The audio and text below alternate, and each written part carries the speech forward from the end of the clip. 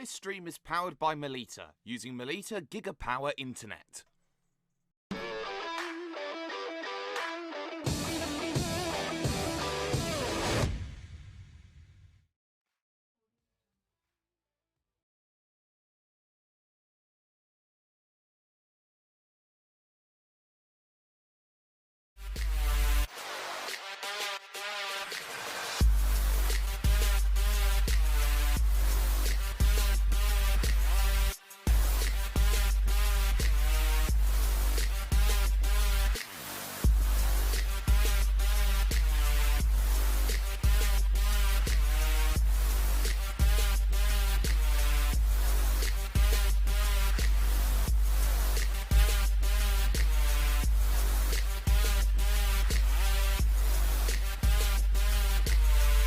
World Pro Racing, where sim racing becomes real.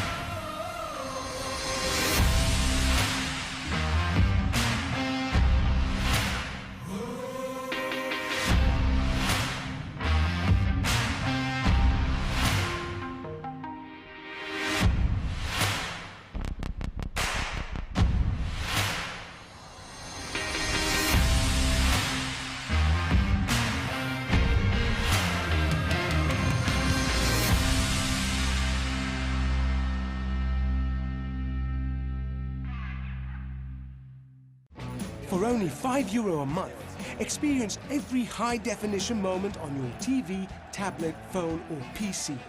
Great teams, great moments, and so much more. TSN from Melita is your ticket to stay in the game. Visit melita.com/sports.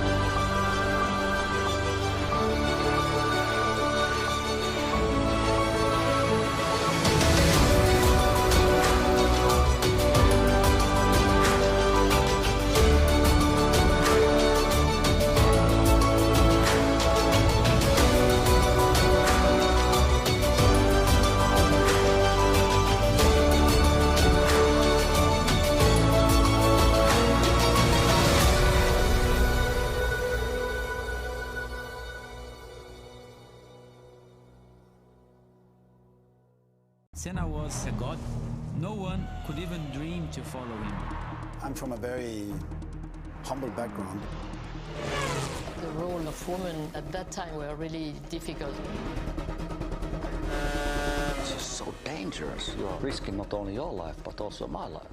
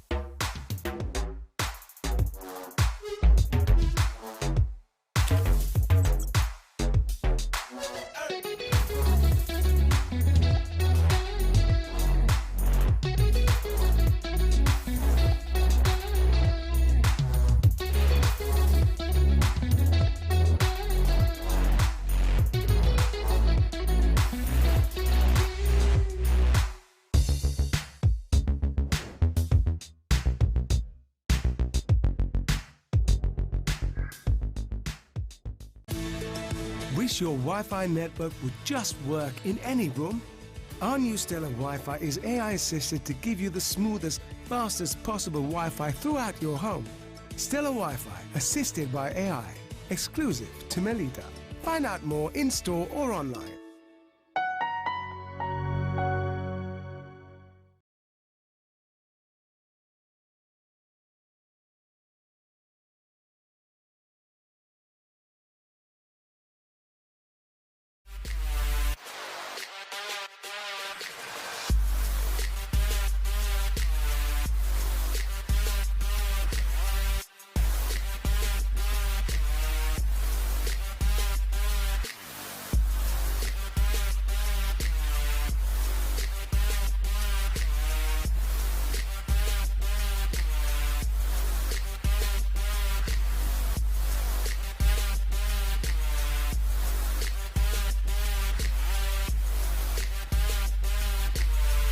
World Pro Racing, where sim racing becomes real.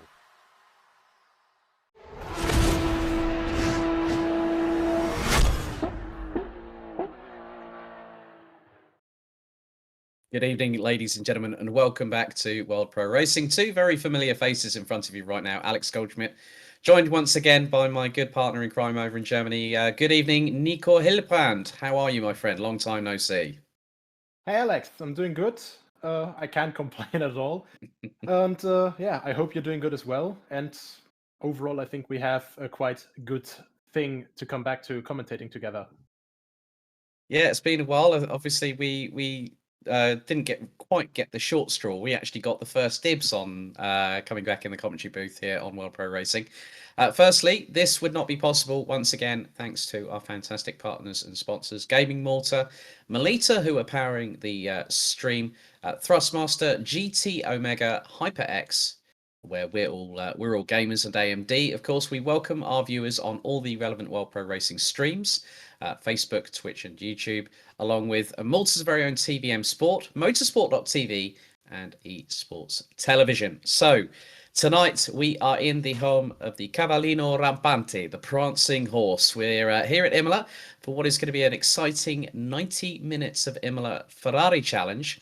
And one of the good things here, Nico, is that the only car that they are allowed to use is the up-to-date 2020 Ferrari 488 GT3 Evo, a very, very capable machine in its own right in GT3s, and also, a fantastic track. We've got Imola. For sure. And I think this is going to be very interesting, especially because it's only this one car, because it is one of the fastest cars that we have currently. The BOP definitely smiles upon it in Imola as well, so no one is favored, no one has a handicap. But the big challenge now will be getting it over these curbs here at Imola, because we know you have to sort of just try to nurse it around these sausage curbs. If you hit them just right, you will be able to gain a bit of time. But with that Ferrari, it's just that little bit harder because, of course, it's a mid-engine car. And also the fact that in terms of the GT3 machinery, there's a lot of aerodynamic trickery in terms of generating downforce, flat underbodies, and especially those very, very imposing diffusers at the back end of the cars, the big rear wings, but also the ground clearance is another issue, and that sort of comes on nicely towards the curving bit here. Along with the characteristics of Imola, you've got, like, say, Piratella, where you're actually going downwards into a left-hand sweeper after an incline coming up from Torza. Then you've got the double right at Acqua Minerale, where you're literally going in at about fourth gear at 190, 195 kilometers an hour. And halfway through that complex, you're hard on the brakes, downshifting 2 gears, trying to turn the thing in. And then you've got, like, Variante Alta. You then got the double left at Rivazza. Tamburello and Villeneuve really need no introduction at this circuit. I mean, it's got the benefit of everything, where you have straight line speed, overtaking, but you've also got the challenge for those drivers out there. Yeah, that's for sure. And of course, with the most modern layout that we have here, we have this humongous front straight that actually sort of bends over to the right and then back to the left for turn one. But it's still just such a long point. If you just set it up perfectly through the last 2 corners, you have such a huge drafting zone, and you can make moves for days there. And yeah, that is also the most popular braking zone of the entire track, because, of course, when you have so many high-speed corners, except for example for that hairpin as well after Villeneuve, it's very, very difficult to set up a move. But I'm pretty sure that despite that, we're going to see a lot of exciting racing action here today. Well, before we head out on track, let's have a catch up with our stewarding team here at World Pro Racing. So we'll have George Muscat, our race steward, and also our race director, Adrian Figallo. Good evening, Adrian. How are you? Good evening. Good evening, everybody. I'm okay, looking forward to another race, yeah. And obviously, we've had this discussion, obviously, when we talked about this at the Nürburgring event we had a few weeks ago. Imola is a track that is steeped in motorsport history, and obviously with the Cavallino Rampante, the Ferrari, it's a really good mix, but also it's going to provide some exciting racing, and hopefully, touch wood, and I'm going to do this now, not too many decisions for you and George to have to make this evening. perfectly well said. And it was something that I ended actually the briefing with. You know what I mean? I told him, let's enjoy the race, have fun, and don't give me too much work to do today. So, Well, fingers crossed. Adrian, give our best regards to George, and hopefully we'll catch up with you a bit later on. very much enjoy. Okay, without further ado, let's head out onto the circuit. Just over 3.050 miles, 4.909 kilometers. And one of the other good things about the game here on Assetto Corsa Competizione, Nico, is the fact that we're going to see so many different liveries, aren't we? Yeah, that's for sure. I mean, there are also already quite a lot of beautiful liveries, just standard or as part of the 2020 season DLC. But of course, we have this livery editor here, and I have to say, overall, one of my favorite cars for this in-game livery editor is definitely the Ferrari, because it has just such nice and unique designs. You can see it here for Hamada Erequisi, for H3 Racing, with this just grey metallic livery, and then this very modern looking, you know, like this, how do you say it best, like, it just looks sort of like electrical, you know, like this, these stripes give me a bit of a, like, flashback to Tron.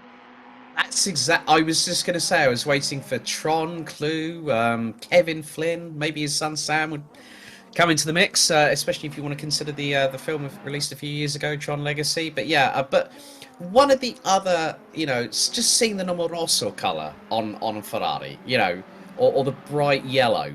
Those are the two cars that you really, the two colours that you really associate with Ferrari in terms of its motorsport heritage. Obviously, there's been the big news in the FIA World Endurance Championship that Ferrari are bringing an LMH entry into the party, which Charles Leclerc has openly admitted that if he gets the chance, he's going to race it, which is brilliant stuff to hear that someone like Charles Leclerc is wanting to have an opportunity, and I'm sure that Carlos Sainz Jr. would not pass up that opportunity at all.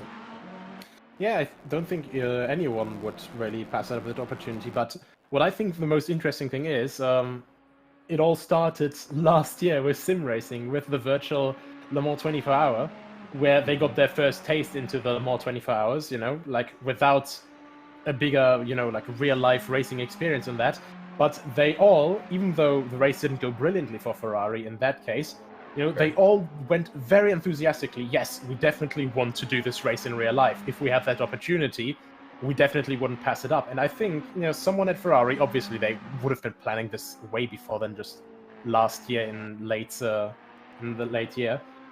But, you know, someone at Ferrari was listening there, and quite honestly, return up to the top class of Le Mans after 50 years, that's already quite something enough. But if we would get the actual F1 drivers, that would truly be a return to the 60s and 70s, where the drivers for Ferrari, of course, you know, like Lorenzo Bandini in the 60s in the 330 P4 and P3, depending on which year you want to pick, you know, those drivers did all of that just on the schedule. And I think it would be a very welcome return to that kind of rhythm.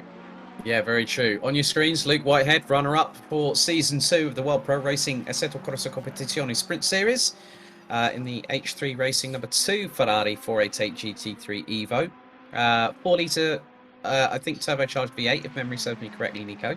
Yeah. Because obviously nowadays, the funny thing was I had someone actually say to me, well, is the Ferrari turbocharged? And I went, yeah, I think the only cars that on Assetto Corsa Competizione that I know of that are naturally aspirated or atmospherically breathing are the 6.3-litre Mercedes-AMG GT3 and then also the Lexus RCF. Briefly, we did see Jan-Niklas Ebrich, who has also taken success in multiple casual races here on World Pro Racing. He actually got a nice little sequence of them going together. The 299 from Germany comes across the line, currently P4. But it's Erequisi leading the way by just 36 thousandths in qualifying. So both H3 racing cars at the top of the timesheets, with Carly Atkins, the number 41, quite a big difference behind. So Ebrich, Ohak, Dombrets, Dermer, Ginchard, Patel and Sleet around out the top 10. But this is only free practice. It's only when qualifying gets underway. It will be a 15-minute qualifying session. Then we'll have a 90-minute race here at Imola. There will be 2 mandatory pit stops refueling is required. I think it's really good that we're in the home of the prancing horse, Nico, and we've got the Ferrari 488 GT3 Evo. Definitely a match made in heaven, especially for the virtual tifosi here on the game itself. Yeah, for sure. And I mean, I think Italy is one of the most iconic countries when it just generally comes to motorsport. Not just because they're fans and because of Ferrari, but of course, just generally. You don't have many people because, you know, I think in Germany it's the best example. You have a lot of fans of BMW, a lot of fans of Audi, of Mercedes, and a lot of fans of Porsche, of course, as well in GT3. But for Italy, I think the vast majority is really a Ferrari fan, you know, because it's just such a rich motorsports history. And especially, you know, at the home track, at Imola, I think it's just always, you know, even if you're not Italian, you know, it adds that little bit of spice on your tongue when you're just commentating on it, or just when you're generally driving it, you know? Yeah, very true. I think the closest I've ever got to being either in or near a Ferrari would be the fact that I've actually, and I'm going to openly, honestly admit this, I have owned an Alfa Romeo in my time. Very nice. So 155, no, 147, 1.6 twin spark Lusso, and it was in Daytona Blue, 3-door, lovely car to drive, twin spark engine, you know, like literally, it's sort of like the Italian equivalent of VTEC. Like literally, you punch it over 5,500 RPM and you drop it down a gear or two. You're smiling like the proverbial Cheshire cat from Alice in Wonderland. But yeah, that allure of Ferrari is so visceral. It's so in your face, and you like them. It doesn't matter who you are, whether you got an affiliation for, as you said, BMW, Mercedes, Audi, Porsche, you know. You look at a Ferrari, and they are so eloquent in their design language. It's just that sort of perfect symbiosis that it looks fast even when it's standing still. Yes, that for sure. I mean, we even saw a couple of spy shots online of a potential Ferrari SUV, which of course is rather atypical for the history of sports cars. But even that, you know, just with the curves it has, almost like the Lamborghini Urus as well, which of course, you know, is an SUV which was built with Audi as well, who of course have a lot of experience with building the Q7, the Q5 and all that stuff. And that Urus also, you know, just very, very elegant. But the lines, you know, they are still that of a sports car. It's just sitting a little bit further up. Yeah. Hamada Erquizi still leading free practice. We've got just under 2 minutes in the session remaining, as everyone's now getting out on track. Track temperature is optimum. There is some cloud cover overhead. 18 degrees Celsius, both track and air. There's David Ohak in the number 13 Ferrari. He's currently 5th place ahead of Peter Dombre in the SRG Ferrari. Then it's Dan Ginchard. Daniel Stremer rounds out the top 8. And then we've now that's a familiar name there, Itmar Yativ, I believe, and then it's Michel Patel, JP Sleater. Then you've also got Cox in the 158, Pedro Gomez, Henri Enriquez, and you can see the times there, but still you can tell that Erquizi and Whitehead know this track very well, but they also know each other very well. But the biggest thing here, Nico, is that Erquizi only took purple in sector 2, but then Whitehead, if he can put the nigh on perfect lap together in quali, okay, this is just free practice at the moment, but put it together in quali, then when they go on the run down to Tamburello after the lights go green, he can have a real good advantage for being able to command proceedings, and that's what you want to do in qualification practice. You gauge an understanding of the track, how the car is responding to the evolution, how much rubber pickup there is off the racing line. Can you brake a little bit harder going into corners? Can you brake a little bit later? Can you put down the power a little bit earlier through the apex? There's so many things that these drivers are finding out right now in the evolution of the track. Yeah, I think the most important thing right now about this track, for this Ferrari here, one weakness that they couldn't really quite get rid of in the Evo is that the car is still not optimal when it gets to higher temperatures. It's only 18 degrees right now, so it's rather cool, so the Ferrari can really just properly breathe, the tires can breathe, and you won't have any bigger overheating problems. So I think right now for everyone, it's literally just about how close you can get to braking like at your absolute best out of into the corners, because of course when you have higher temperature tires, you have to also consider that, because these Pirelli tires, even though they're the 2020 compound, they're still rather delicate with the temperature window they operate in. And I think if everyone is like really thinking right now, if they're just not just trying to like put in a few like last moment quali runs, you know, if they're trying to just get a grip with the full just handling of the car, they will be thinking at the moment, what is the best racing line that I can drive consistently and smoothly over at least half an hour for those pit windows? Because overall, they have to just consider how it would be the best way to get just this Ferrari to run in a very consistent manner the longest time possible. Because this is one of the tracks, of course, we talked about this long ago, and well, when races were here very long ago, but also just at the beginning of this broadcast, Imola is a very fast track, so we never really have a moment where you have start-stop other than the hairpin. So you always have to take momentum. If you make any mistake, you slide far into the gravel, for example, and any lost momentum, it will cost you dearly, even more and even more and even more, just well, over the lap. Yeah, I think effectively what Nico's just trying to say to you people out there is that all the drivers over the course of the 90 minutes will have their eyeballs on stalks. Pretty much, wouldn't you agree, Nico? Basically. That's from his experience of racing as well. Firstly, don't forget to follow us on all the relevant social media channels on Facebook, Twitter, and Instagram. You can also head to worldproracing.com for any further information about events. And speaking of events, we've got a lot coming up in the next few weeks. Obviously, firstly, we've got the Amuse S2000 casual race at Willow Springs in just a couple of days' time. But then things really kick off here on World Pro Racing because we've got a new championship starting up. The pre-season race for the USF 2000. We can also confirm our commentary team.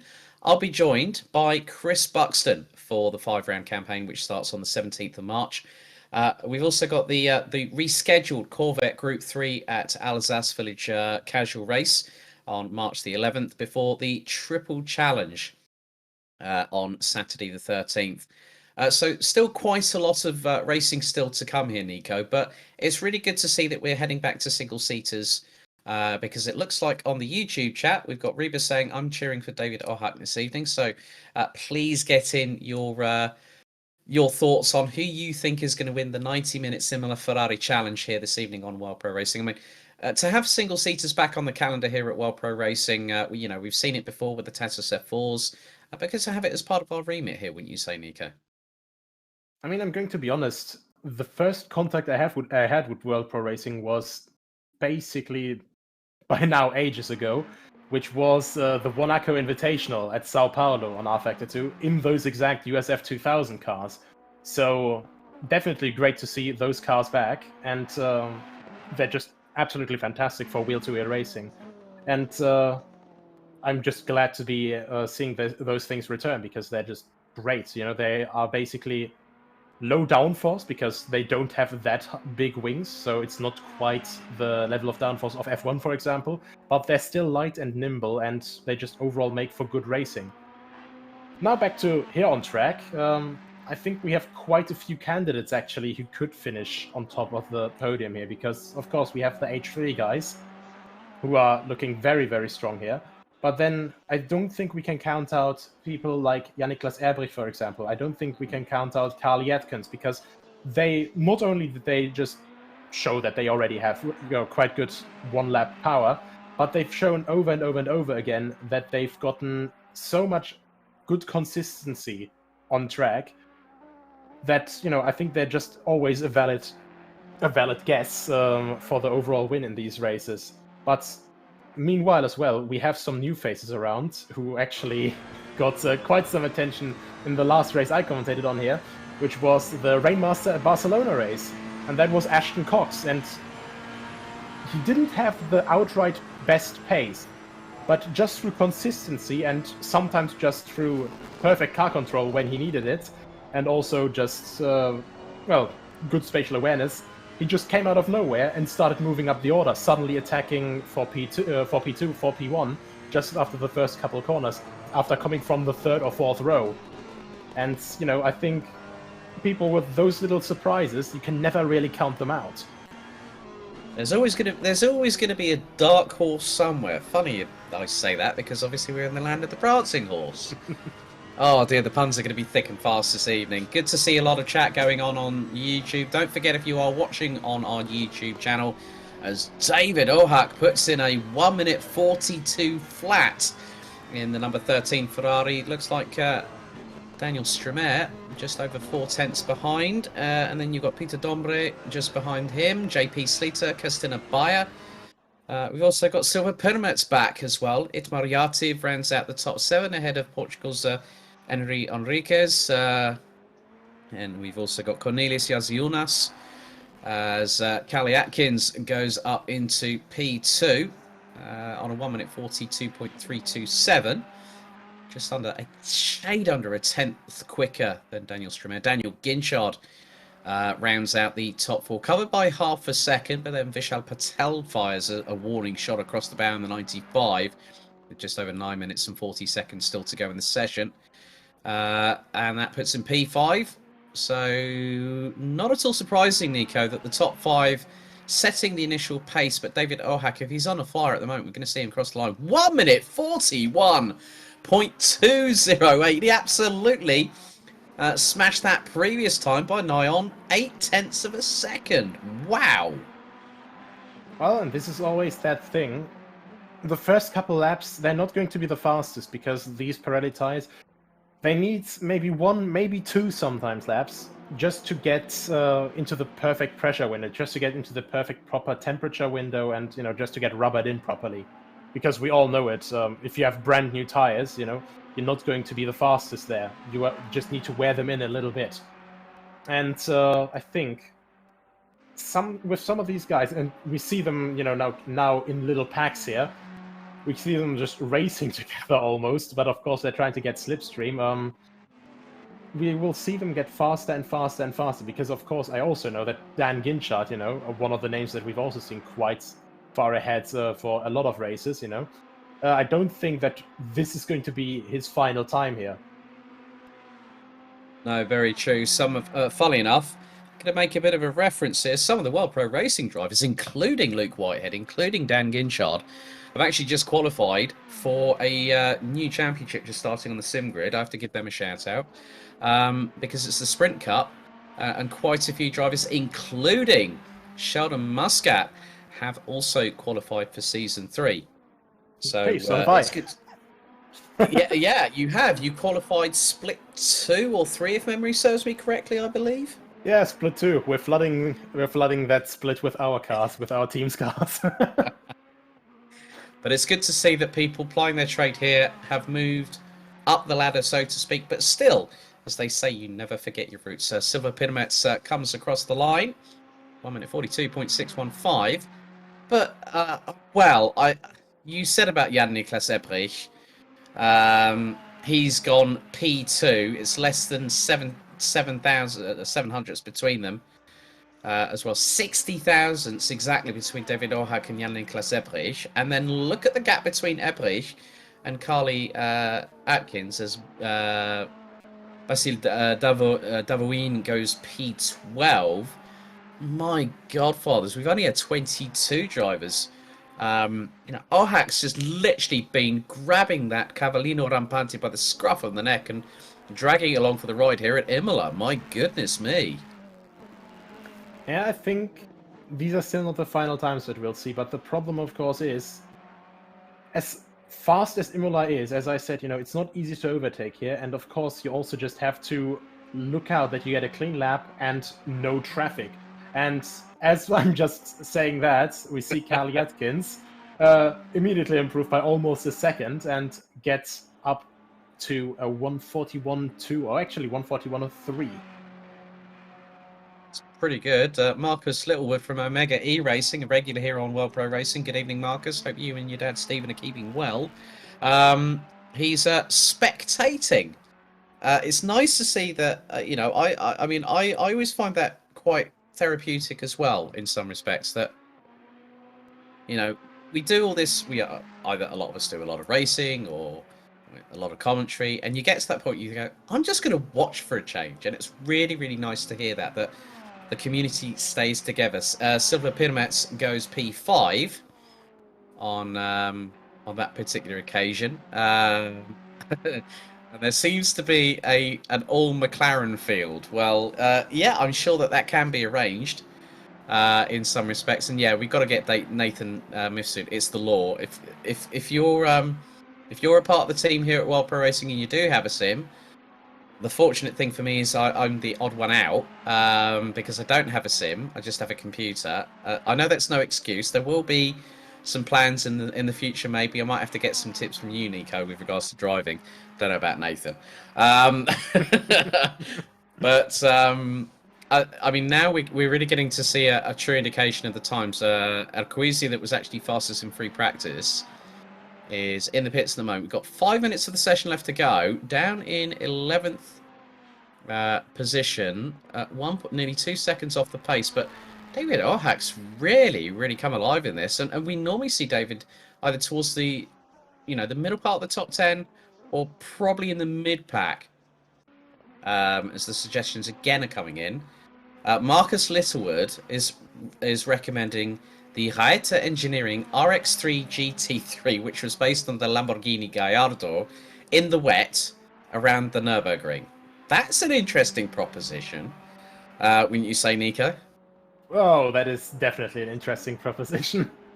I mean, that car has quite a lot of power, and it's also quite understeer, so I don't know what you'll be fighting with more than, with understeer or with oversteer. But, I mean, if you're also going to get a simulator, maybe we should pitch the idea of doing a commentator's cup here at World Pro Racing at some point for one evening. You know what? That is... Yeah, well, I mean, I think one of the... good to hear from Tom McEwing. Loving the stream. Great job, guys. Shame to have missed this one. Looking forward to getting back involved for the Triple Challenge, which is on March 13th. Yeah, I mean, that'd be... You know what? I've got an absolutely brilliant. I've got a brilliant idea. If our friends over in Malta can make this happen, yellow flag's out as one of the cars has just exited, or hit the escape button effectively, because literally it was there and gone in a flash. It was in the pit lane. But if Justin and the team at World Pro Racing can do something, maybe to get a commentators cup race in Malta at the studios, and we broadcast it live. That would be epic, wouldn't it? That'd be as soon as the pandemic is over, then exactly. And travel bans are lifted, then I would instantly just be booking a flight ticket for that. Yeah, come on, Justin. Come on, Adrian. Make it happen. That's all I'm saying on that one. I'm sure that bring it on. Enthusiasm from the voice. There we go. Brilliant. Bring it on. There we go. We've had it in the chat. Confirmed. Yeah, let's bring it on. Well, that what the funny thing is that people might remember, obviously with Gran Turismo, they did a commentators race, and when you had big names in there, obviously like multi-time Le Mans winner and Daytona 24-hour winner, Portugal's Felipe Albuquerque, who's now with Wayne Taylor Racing, currently over in Sebring at the moment, I believe, if memory serves me correctly. Yeah, they were actually doing the commentator races. Yeah, like Tom Brooks and Jimmy Broadbent and all that lot, and like literally there was so much yeeting, it was ridiculous. But sounds like a hell of a lot of fun. We've got to do a World Pro Racing special and have it. We can live broadcasted. So you heard that here first. Jake Sperry, Chris Buxton, Kieran McGinley. You're all on. Kai Bacchini, I think we're going to have to get, if we can, we'll have to get a whole lot of us over there and do it. Just Renee was also here before, and Lewis McLeod as well. Yeah, we're going to have. Yes, we have to give a shout out to Renee Butler and Lewis McLeod as well. So get them involved too. I know for a fact I'd be absolutely diabolical, but it's all about having fun, and there is the stereotypical highlighter purple colour of a car driven by Reina Ressa in the 690, currently P16, but top 6 covered by just under a second. It's been rather interesting, but Luke Whitehead, now I would not have expected him to be down in 26th position, 4.2 seconds off the pace. He's only got a minute left in this session, so he'll have another opportunity at a flying lap. Revis just said, and you all have to be on voice chat for the commentators race. Oh yeah. Well, the thing is that we would have to make sure that we'd have to have a live beeper in the studio just in case something was said. Oh, just for me a live beeper, and then one for the Well, we're not gonna go into that. Luke Whitehead, as we say that, Nico, goes P15 on that particular occasion, a 1 minute 42.999. Daniel Strumer running out the top 5.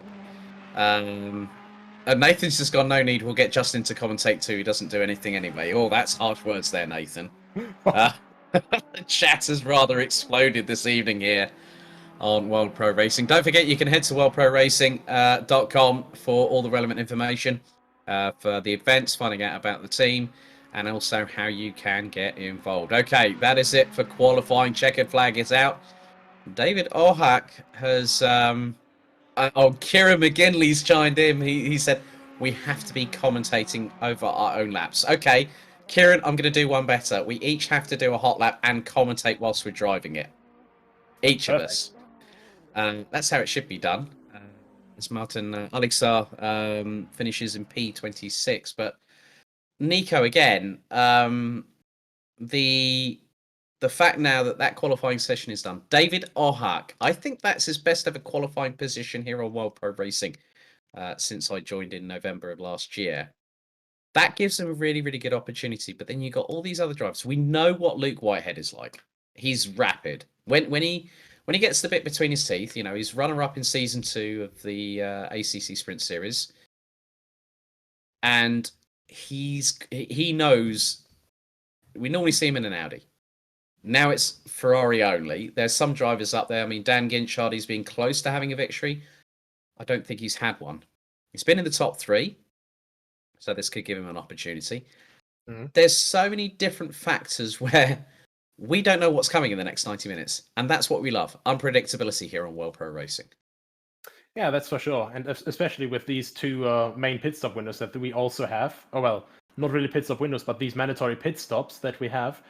It's all down to strategy, how people will want to play their cards right here. And I think especially that will be quite something, because of course you want to just play your cards absolutely right. You don't want to get caught in traffic. You just have to time it perfectly. And especially Dan Ginchard, who actually lost the chance for his first win in the Barcelona Rainmaster race because of a bit of a messed up pit stop strategy. I think he's very desperate to make it up this time for that. Well, one thing I know about Dan Ginchard, he's nothing if not motivated and resilient. That young lad. Yeah, that's for sure. I've known him. I've commentated on him in karting, and it's quite weird now commentating on him in sim racing. But I know him and his family very, very well. So I hope the whole family are all keeping well, especially his younger brother Freddie.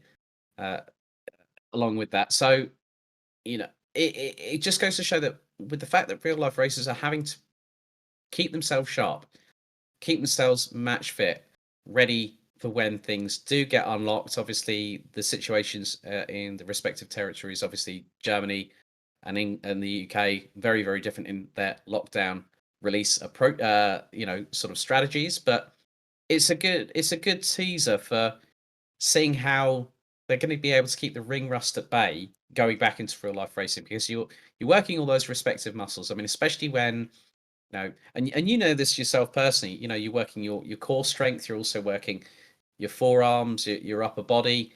Your neck muscles are like literally aching like hell. I mean, it's the same with commentating. If you're looking in one particular position long enough, your neck muscles is going to start to seize, possibly cramp up a little bit if you haven't trained the muscles correctly.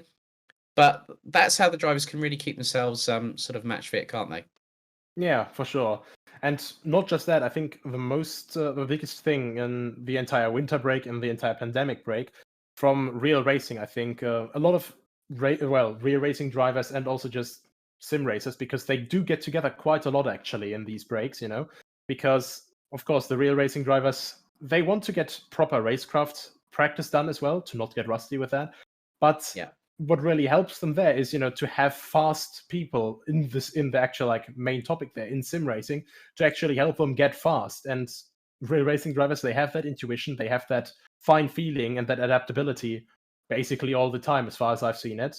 A very good friend of mine, Maximilian Hackländer, drives in the ADAC GT Masters for a couple of years now, drove VLN for years, and we've been racing almost non-stop over the year, and it just keeps both of us fit with reflexes, with just general racecraft, and just trying to constantly stay on top of things. Kieran McGinley, my comment about hot laps is that it will be a qualifying lap when you commentate over it, my friend. So I upped the ante from what Kieran said. So there you go, game on. I had a good catch up with him the other day. Marcus Littlewood brings in a nice little comment here on the YouTube chat. This is going to be interesting for strategy because tyres are not mandatory. They aren't mandatory, Marcus, but, we're literally just seconds away. And look, there they are. The car's getting ready to rock and roll here. So as it has been confirmed, and now we can hear those lovely V8 turbo engines roaring into life here, Nico. A sea of Ferraris here at the Autodromo Enzo Edino Ferrari. 90 minutes on the clock, and look at the track temperature. Oh, it's definitely hot out there in Imola. Yeah, 29 degrees. That's, well, just very, very crudely rounded up. That's almost twice as hot as it was before. When you're going from 15 degrees and all that, and from 15 to 20 degrees, you don't really get much grip change, but from up to 30 degrees, that's going to be a bit more, especially out of low-speed corners.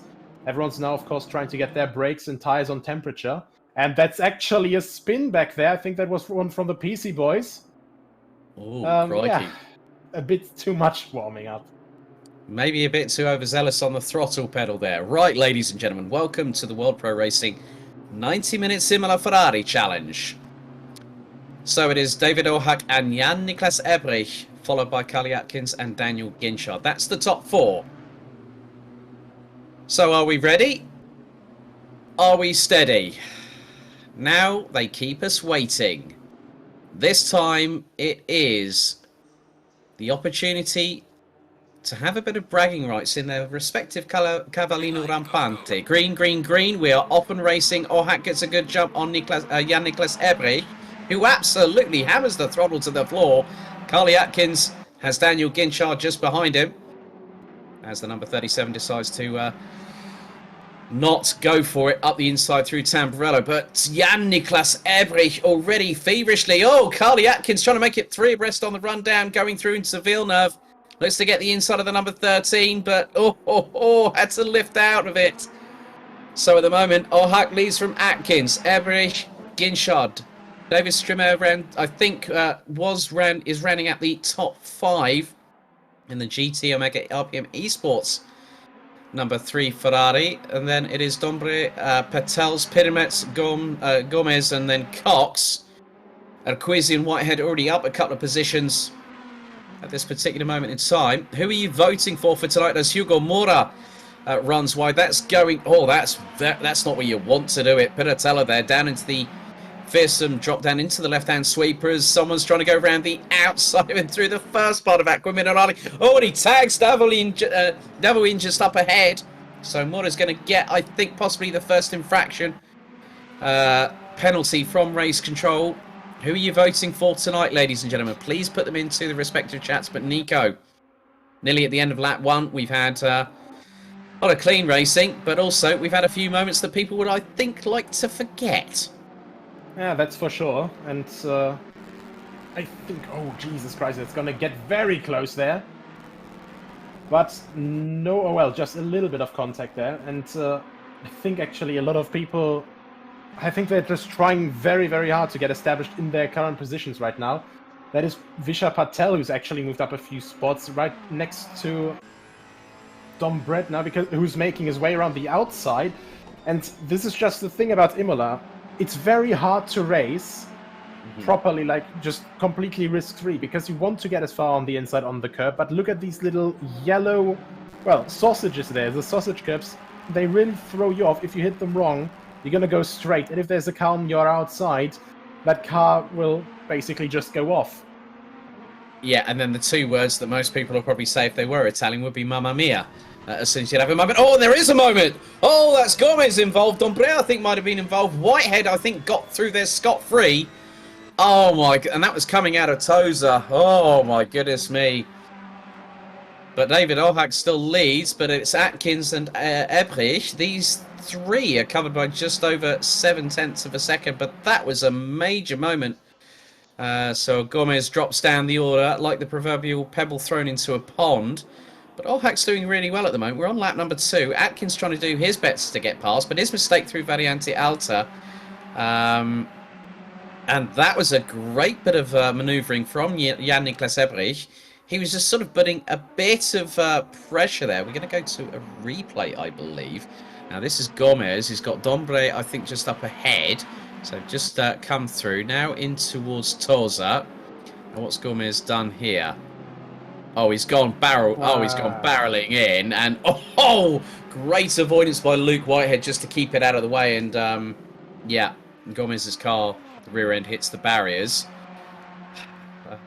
Or was that? No, that was Erquisi, I believe, that actually managed to do that great bit of avoidance driving there. But Daniel Strumer now ahead of Daniel Ginchard. Ginchard now rounding out the top 5, but closing on them quickly is Silva Pirmets there.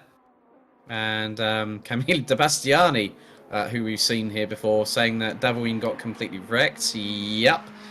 Think Blue has already started drumming up the Jan-Niklas Ebrich fan club. As Ebrich now is a little bit further behind as Vishal Patel goes up the inside of Arquizi there through Toza. Oh, that was a bit of a squeeze there, but Vishal Patel did have the opportunity, as it looks like in picture-in-picture we've got somebody else off the track. Not too sure who that is. As Vishal Patel goes running wide and then some coming out of Piratella down into the sweeping left-hander. And instantly, Arquizi gets past, Dombre just up behind, and then Luke Whitehead already up into... well, he has a bit of a moment coming out of the second part of Acqua Minerale. So he's up into P10 ahead of JP Sleater. Now, this is another replay here. That's the 315 that goes spinning off. And you mentioned about those sausage curbs, Nico. That can play havoc, especially with how low these Ferraris are to the ground. Yeah, exactly. Not only can they just cause understeer quite a lot, and that's Vishal Patel going a bit too deep, actually. And that is just one of the problems that you have all the time when you're just trying to make a move here.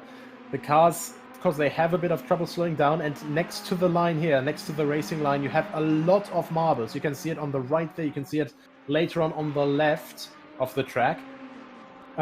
These marbles, they take away quite a lot of grip with these slick tires, and that is Cox trying to make it down the inside, blocks off a Bay, I think, perfectly, but can't make the way down to Slater, but actually tries to make it around the outside now, looking for the inside again. Just wow! That was brilliant maneuverability there by Costina Bayer, trying to get past Ashton Cox and nearly made it 3 wide. Abaya's off, and that was Ligretson. That was Ligretson, I believe, just behind in the Sky Tempesta Racing colours. Reina Ressa up to 15th, head of Cornelius Yaziunas Itmar Yativ. Then you've got Asco Abel, then you've got Enriquez, then Gomez down in 20th. And then you've got Martin Alexar rounding out the top 21. Steve Johnson back again in the fray. As you've got Basile Davoin, Hugo Mora, Jorge Afonseca. And then you've got Erki Marmo as well, as we're on board with Alexar just behind Gomez. As that looks to be a bit of a move up the inside, possibly by Abel, trying to go around the outside of the second part. Bangs door panels with Cornelius Yaziunas. And we go on board with the Estonian right now. 4th gear, up to 5th very shortly. Going through into the double left at Rivazza. Yaziunas keeps the number 69, 488 ahead of the number 1. But Asko Abel there looking rather racy going through Variante Alta there, Nico. And he thought he had an opportunity as Silva Pyramids trying to go towards the outside of Daniel Ginchard. Oh, that could end up rather nasty. But the Estonian backs out of it. Erquisi looking to get the jump through. The next left-hander. Oh, this is definitely what you want. Ferrari's at full chat here. So the prancing horses well and truly cantering away around the circuit here at Imola. But Erquisi nearly had a move up the inside of Pyramids there. And the Estonian nearly could have lost out a position. Yeah, that's for sure. And Erquisi and Whitehead are both coming from actually further back in the grid, already up to 7th and 8th, so both H3 drivers are trying to make their way up the grid. Well, not too quickly actually, just slow and steady, but they've been making good progress so far. It's almost 10 minutes in, and they're already in the top 10, so I think the most important thing now is that they don't get just a bit over-enthusiastic, they just have to keep timing their moves now. Yeah, first penalty now issued by Race Control. Pedro Gomez in the 43 gets a 10-second time penalty from Race Control for an avoidable collision on that is on Peter Dombre in the 888. Ashton Coxall takes a bit too much sausage curb coming out of the second half of Variante Alta, and that nearly gave quite a few other drivers the opportunity, possibly Christopher Lagertsen and Kirsten Abaya, as Erkin Marmor being hustled now by Basile Davoin. And this is the battle for 25th position. So just close to hitting the conclusion of the first 10 minutes. As, this three-way scrap for 5th is absolutely not calming down. Erquisi now being chased down. Look, Luke Whitehead's gotten into this. You said about them being slow and steady here, Nico. They now see the fact that it's just about keeping your nose clean as Erquisi trying to go up the inside. Oh, that's through Villeneuve on Pyramids. But Whitehead now, look, has got the run on the 404 into Toza. Oh, Luke Whitehead took a great opportunity there. Fantastic textbook, perfect placement of the car there. I was about to say, maybe they'll take it down a little notch in between those two, because they're both teammates. But, well, evidently not. They're both going absolutely knife between their teeth, going head-to-head with each other, as the track's getting even hotter, actually. But, of course, you just have to be there in the moment, and Erquisi, trying to go past Pyramids, it didn't quite work, touched the gravel and just lost that momentum. And Whitehead, he thought, well, anything you can do, I can do better, and just went for the move. It's just like that old song, isn't it? But yeah, I mean, the thing is that one of the most important things about racing is never take out your teammate.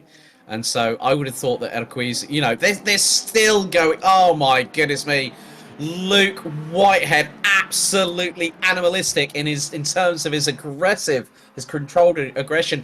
I think Silva Pyramids just got the short end of the stick there and is flashing his headlights as if to say, "Oi, what was that?" But to be honest with you, Silva, if you're going to leave a gap open like that, you only need someone like Luke Whitehead to take that opportunity, and he took it. So in that sort of respect, so now Luke Whitehead's trying to find his way past Daniel Ginchard. But I know for a fact, now it just depends on where Ginchard places the car. They're going to come out of Tamburello. Luke Whitehead, what a drive. This bloke is an absolute machine at the moment and gets past the number 37 going into Villeneuve for 5th place, having started just outside of the top 10.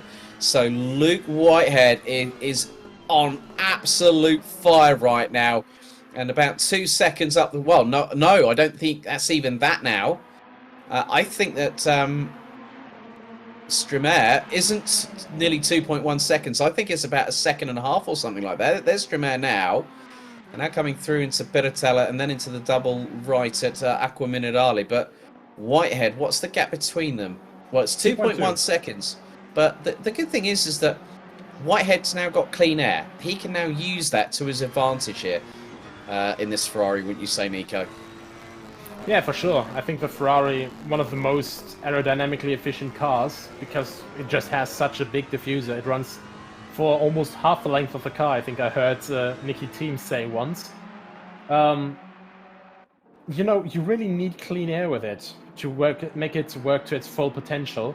But of course, clean air, you always need that. But I think if Whitehead gets just a bit of good slipstream from Stremer, he will be able to just pull through, but then he has over 5.5 seconds to close now to Ohak, and then Carly Atkins and Jan-Niklas Erbrich, who have both made it past Ohak now, by the way, as everything was going on. Yeah. Carly Atkins. Yeah, so that's rather interesting now. Daniel Ginchard coming under fire from Peter Dombrez. Queasy has got past for position. JP Sleater battling away with Idmar Yativ and Christopher Lagertsen.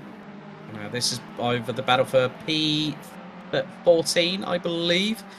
So Yativ, well, Resta's ahead in 12th. Then you got Vishal Patel, but Luke Whitehead's been on fire. Right, okay, Silver Pyramids has pitted. And is the first of the drivers to serve a first of 2 mandatory pit stops. So this is where we're going to see the different strategies here, Nico. So that's very, very decisive that within the first 15 minutes with Pedro Gomez going side by side with Alexar. That's going into Piratella. You don't want to do that. Oh, Pedro Gomez, despite getting that 10-second time penalty, that's one way to show your commitment as well. Now that's somebody off. Who is that? That was possibly... That was Ashton Cox. Oh my goodness. So Ashton Cox from 9th position. Oh, that's dropped him nigh on outside of the top 20. And Ashton Cox was doing so well. But, yeah. The gap now between Stremer and Whitehead now down to, well, was just under 2 seconds. It's now just over 2 seconds. But then you can see the gap sort of changing. I mean, Dombrecht's got past Ginchard. Erquizy's just 4/10 behind. But Jan-Niklas Erbrich in the 299. Oh, nearly goes sideways coming out of Villeneuve. Oh, auf Jan-Niklas. Hör auf mit dem Gaspedal. Oh, my goodness me. Wow, that is crazy. And we normally see him in a Lexus as well, don't we? This is a complete departure, but it also just shows the versatility of these drivers. We're going to go to a replay now. Oh, he gets a tag. Oh, Ashton Cox got a tag, and that was by... Well, that's got a 1-4 at the beginning of that number. So actually, we'll have a look on the leaderboard. I think that was a different incident. Yeah, that would have been... Yeah, that would have been Hugo Mora. Mora possibly, and that would have been Steve Johnson. So Johnson it was that got it. So yeah, that's going to be investigated. I think Hugo Mora was a bit too committed, let's say, in that incident. So Steve Johnson, you can see that Steve Johnson, he's got the full beams and the fog lights on, as if to say to Hugo Mora, saying, that was not right, my friend. I'm afraid to say that move was not on. As all, Kirsten Abaya, first driver to get a drive-through penalty. That's possibly for track limits. And that's another thing we have to contest with here, Nico. Track limits at Imola. Very, very tight circuit. You make one slightest mistake. You make 3 of them, and then you get a drive-through penalty for incident number 4. Oh, and that's another incident. That is Legerston getting spun around by, I think that was Gomez. So, yeah, that is very good timing. But yeah, you mentioned track limits. Imola is definitely one of the hardest circuits there because, how do you say it best? You can gain a lot of time, but Imola likes taking away more than giving you. Because, especially at the Variante Alta, up on the hill, before you go down to the last 2 corners, you go wide at the exit. Hello, that is a penalty. Well, that is a warning. You try to go a bit too, well, with the normal just philosophy of driving through a chicane is, make it as much as a straight line as possible. you take it a bit too much as a straight line, and well, that's a warning. And then you do it another time maybe, or just get a bit too wide here now on the exit here on the left side for Acqua Minerale, the exit. And hello, that's a warning, and now that's a drive-through penalty. Have fun. Yeah. And Arquisi looking rather racy there. Oh, that was a massive bit of commitment, and also a bit of curb gobbling there from Arquisi, trying to get past Peter Dombre, and he does so. Oh, that was a brilliant bit of a brilliant moment then from Arquisi, putting him up into P6. But Carly Atkins now has David Ohak just behind him. So Ohak now fighting back, but Jan-Niklas Ebrich has gotten away from Carly Atkins to the tune of 3.6 seconds. So we're on lap number 11. David Ohak looks rather feisty behind Atkins going into Tamburello, but behind Luke Whitehead closing on Daniel Stremer for P4. And the good thing is that Whitehead, that's like literally, he's made up that time in, what was that, less than 5 minutes? So Luke Whitehead on an absolute charge at the moment, and Stremer knows that Stremer makes a mistake coming out of Piratella down into Acqua Minerale, and with the speed differential between him and Whitehead gets it stopped, and you can see that Stremer was just like literally hitting the brakes. The back end was twitchy there going through, and we were talking about this earlier on, Nico, going into Acqua Minerale, fourth gear, 190, down 2 gears, down 90 kph, you're hard on the brakes. That back end on that Ferrari can be so light at some particular moment that the minute you put so much pedal pressure on there, the back end can actually step out. And I've seen it where people have been turned around as a result of just being a bit too overcommitted on the brake pedal. Yeah, not only that, also with the highest power map, you have quite low traction, so you're already leaning on the traction control there as well.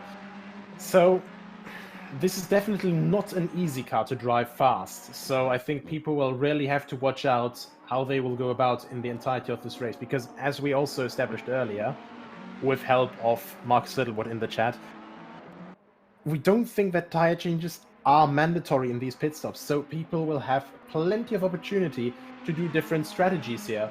And now as we have a look here at Vishal Patel, who actually finally went up to P9 through a couple penalties and stuff, and also just a bit of good racecraft that we are used to from the PC Boys guys. Although, of course, a lot of them British karting drivers, so they will know about racecraft from real life already. Yeah, I think people will really just have to continuously watch their car control and also just watch the tires, because the slides and all that, I think it's gotten a bit more penalizing with the new tire compound. That was a really good move from Itmar Yativ on Vishal Patel for P9. Yeah, I think obviously you mentioned about the time model, but then we've also got to look at the track temperatures. As Rainer Esser he's coming under fire now, is Esser, I believe, and that is going into Piratella, like literally their 5th gear, 210 kph. You can run that a little bit too wide, and that's exactly what's just happened there in the car behind Rainer Esser. But the track temperature, and also the combination of just the consistent amount of abuse in terms of lateral movement for the sidewalls of these Pirelli tyres, plus coupled with the high temperatures. I mean, the amount of marbling, the tyre marbles that we're actually seeing at certain parts, like going into and coming out of Variante Alta, I wouldn't be at all surprised with 30 degrees track temperature, these tyres, they could quite quickly fall off a cliff if you put the car somewhere incorrectly, as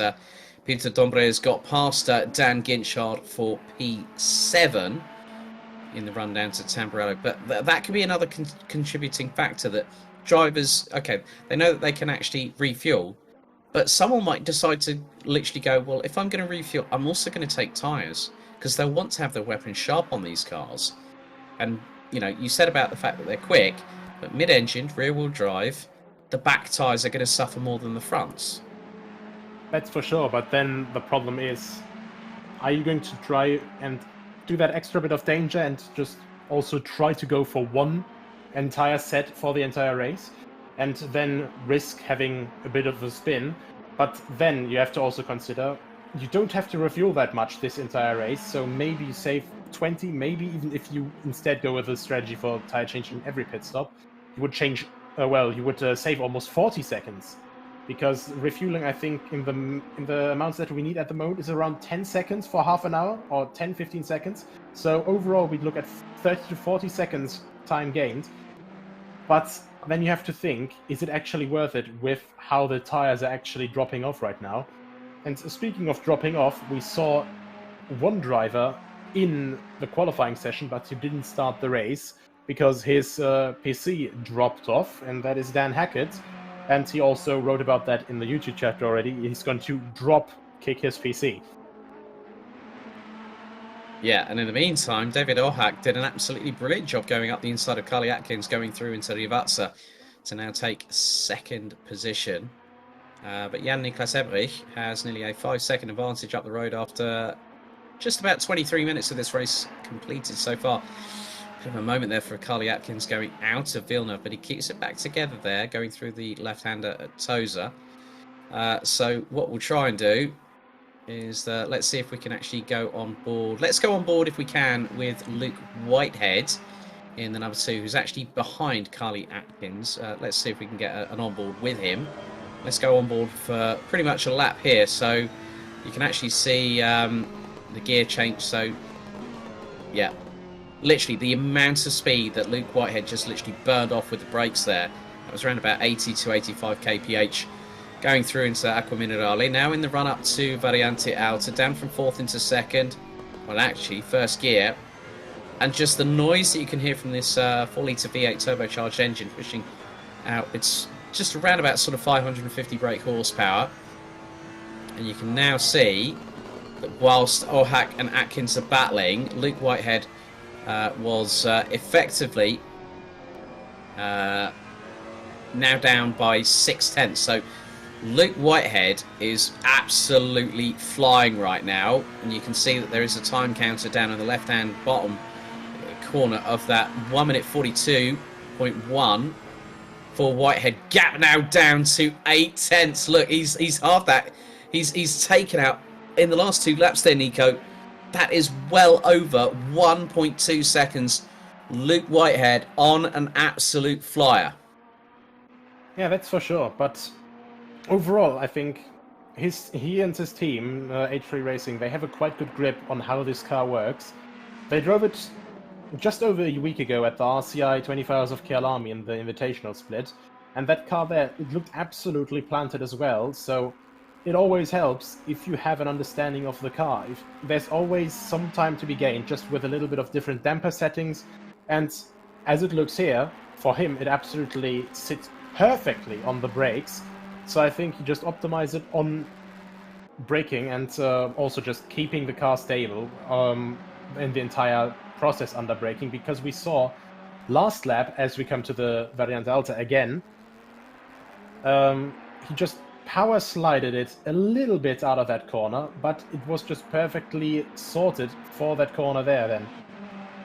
Okay, we've had another couple of penalties coming through from race control. Hugo Mora in the number 14. And the incident between Hugo Mora and also Steve Johnson in the 85. Hugo Mora gets a 5-second time penalty for causing an avoidable collision on lap 8.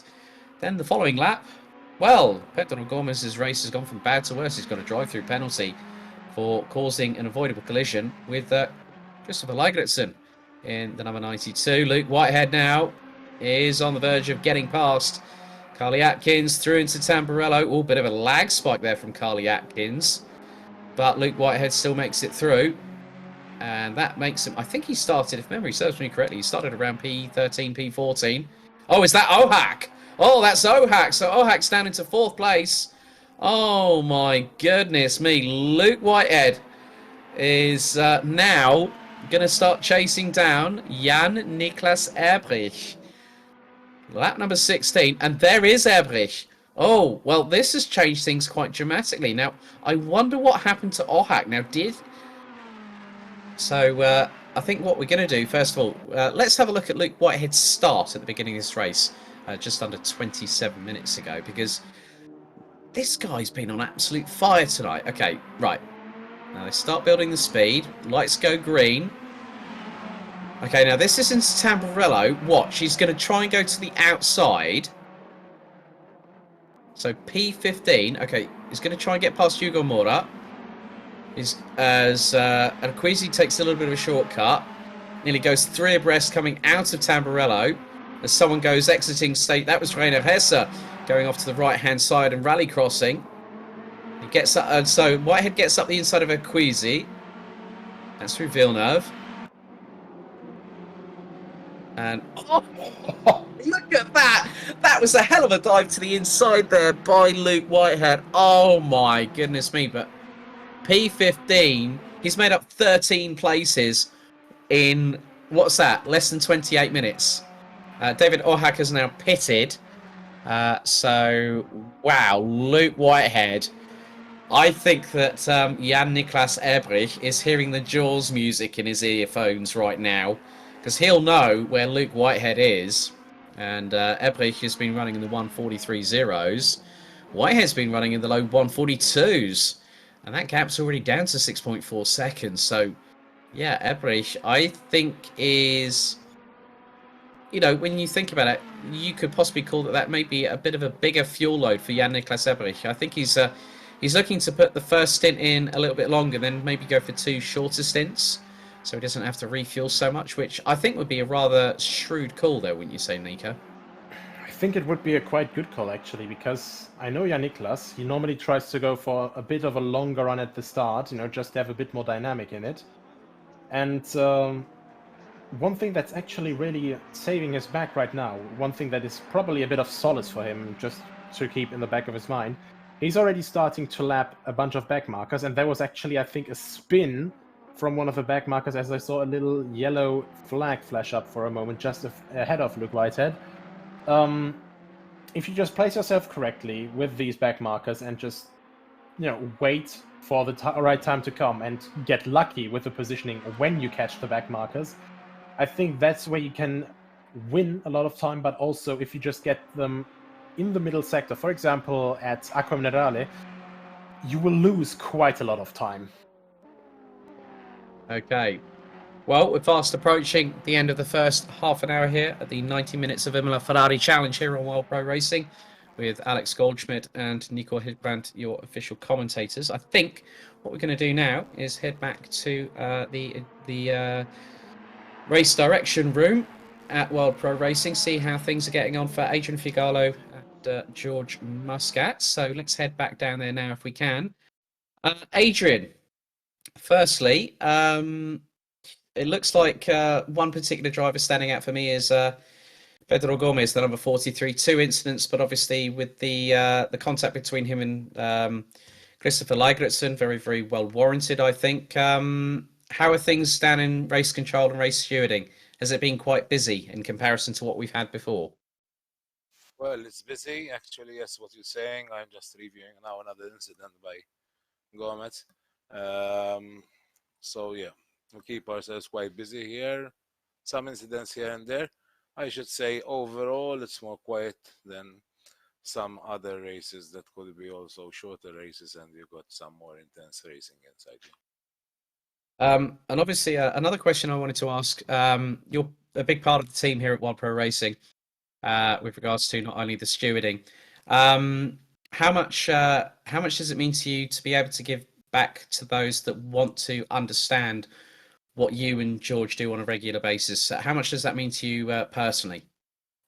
Yeah, sure. You know, it means a lot to me. We're here, obviously, enough to help drivers improve their skills. That's actually our aim, and obviously enough give the right to any drivers that would have suffered some kind of incident during the race. But definitely it's something that for us, it's very, very important that we give to drivers, educate drivers, you know what I mean, and help them grow.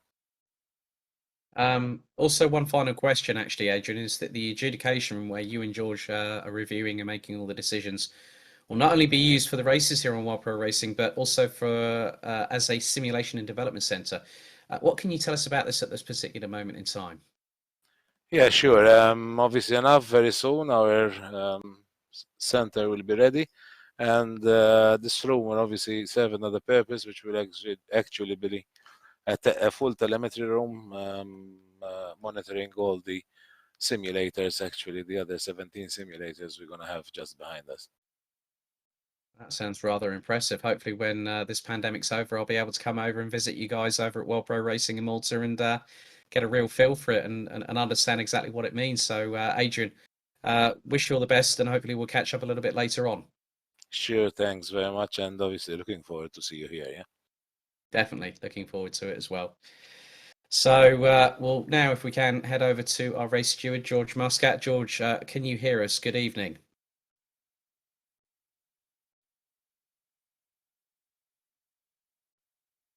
Let's wait to see if we can hear from George.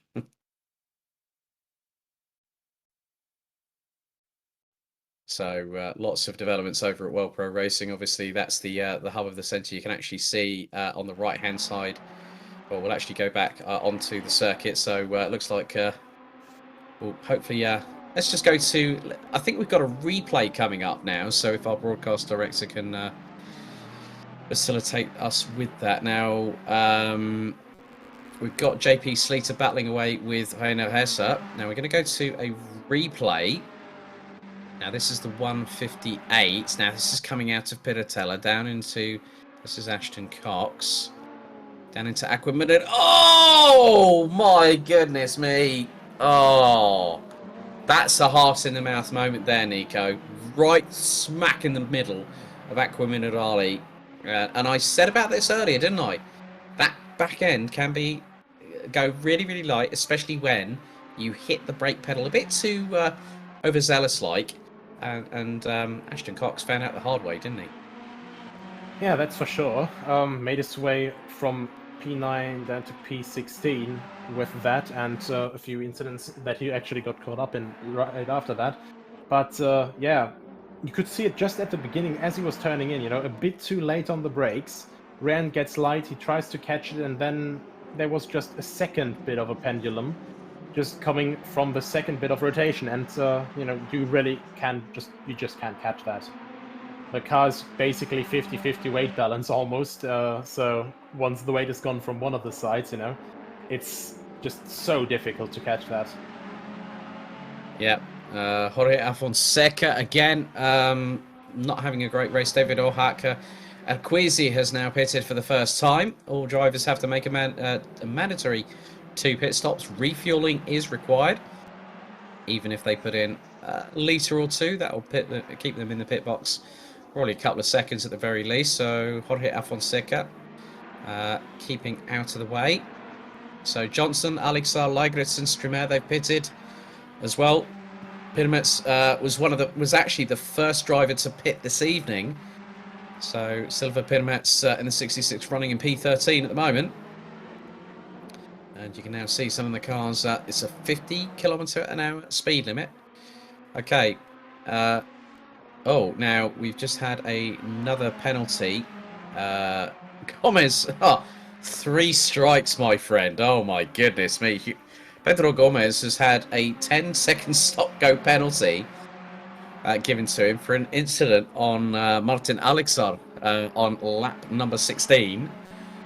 So I think Pedro Gomez might need to watch his P's and Q's at this particular moment in time, Nico. It definitely seems that way. It's one thing when you get a penalty, of course, for track limits or speeding in pits and all that, but his have all been for driving standards and collisions, so, maybe have a little stop and then have a look at, well, how you get close to other cars. We're actually getting another bit of news. If the 43 causes another incident, he's actually risking a disqualification, and I think it's actually been quite some time since we saw something like that. But speaking of stop and goes, there's been quite a few actually stop and go 30s, which are probably all for pit limits, so people haven't been able to get their car slowed down in time. One of them, actually quite considerable one, is Acquisi, who's up in 8th place, and the first one of our guys at the front who was pitted, and that of course will cost dearly to him. Yeah, so Urquizy was up as high as P4 before he pitted. Oh, now, in the last 10 minutes, Luke Whitehead has been slowly chipping away at the lead that Jan-Niklas Ebrich had. It was 7.5 seconds. Luke Whitehead, after a few more laps, has now got that down to 4.251 seconds. So, I think, if I'm honest with you, if Whitehead really wanted to go to town, he could absolutely throttle that Ferrari to Kingdom Come. But he's not going to do that, because one of the other things that we have here is you have to have mechanical sympathy. One wrong move, that could cause damage. That means repair time in the pit lane. And that's what Luke Whitehead cannot afford to do. But Nico, temperature has dropped to 27 degrees and I see clouds in the sky. Well, things are changing here at Imola, aren't they? Yeah, that's for sure. Getting nice overcast now. Overall, I think it's probably the most favorite for any driver, unless of course they like hot temperatures. But I think in this situation, getting a bit down, I think if it would be ideal for the drivers, it would go down to like about 20 to 25 degrees. But of course, we also see the wind just turning ever so slightly, only at 1 kph so far. So that's good for the drivers for once, because if the wind is turning and it is actually quite fast, it will actually affect the the braking distances, of course. At the same time, though, when you have higher wind speeds, for example, up to from 10 kilometers an hour, for example, that is actually an indication that we have something else coming, which would in this case be rain. So we have to watch this wind speed here. And I think if those guys get either lucky or unlucky, depending on how they have prepared for this race, we might be able to see a bit of a throwback to Barcelona, to the Rainmaster race a couple of weeks ago. Well, maybe even if you've ever been to these tracks, ladies and gentlemen, before the pandemic hit, Spa-Francorchamps, Nürburgring, there's always a little bit of rain in the air. And that can even happen, especially with hotter conditions. And actually, there was a story I was telling Nico about earlier on. I went to the Motorsport Festival at the Lausitzring back in 2016, late May. It was 35 degrees all weekend. After the second DTM race on the Sunday, it absolutely came down heavy. And it was like 35, 36 degrees all race weekend. And it was the first time that everyone could breathe a bit of sigh of relief, because they just went, yep. Oh, thank God we've got a bit of rain. Nice camera shot there from Nathan Mifsud, who's doing the broadcast cameras this evening here on Wild Pro Racing. And that's a fantastic shot there, Nico, as they come out of the second part of Acqua Minerale. And just hearing those glorious turbocharged V8s from these Cavallino Rampantes here at Imola, that's just a wonderful little sight. But yeah, you can see all that cloud just up above, can't you? Yeah, definitely. And I mean, it's also quite noticeable. I think not too many people know this actually, but Imola also used to be a temporary circuit. So this used to be some public roads, much like Spa-Francorchamps, or for example, also Monte Carlo. I mean, Monte Carlo still is, a very temporary circuit, of course, because it's public roads used by civilians for 99% for the rest of the year. But basically, this is one of the tracks that actually came from an even tighter origin as a street circuit. And this is just still quite noticeable, because overall this flow there, you really have this just nicely flowing into the surroundings. And of course, you also have the sight of just a couple of houses still being right by the side of the track. And I think, other than Brands Hatch, where the Grand Prix layout actually runs right past the village, I don't think we otherwise have that. Well, basically anyway, other than, I think the next one that I would recall would be Bathurst. Mm-hmm. Well, Le Mans is also 90% of the year a public road, part of it, like the main Circuit de la South. Because they have to put all the barriers up as well, So, yeah, Mount Panorama, you can't exceed 50 kph, otherwise you get done for speeding. And that's a real shame for those wanting to go through Skyline at 220 kilometres an hour before going through down into the Dipper after McVillaby.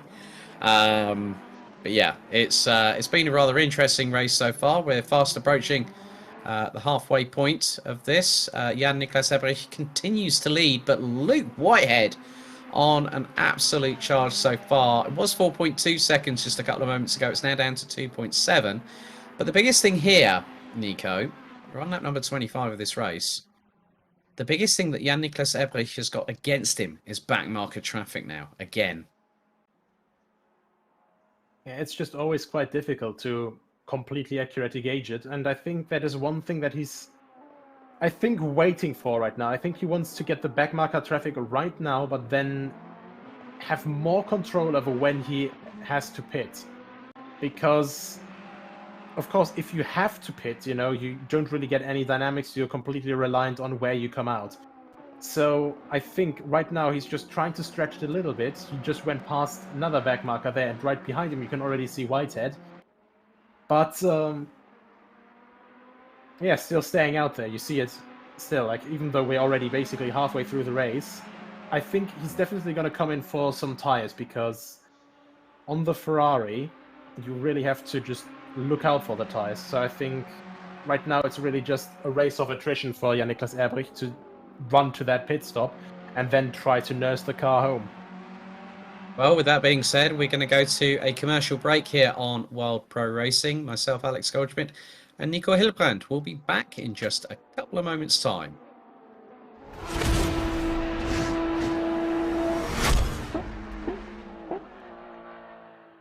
This stream is powered by Melita, using Melita Gigapower Internet.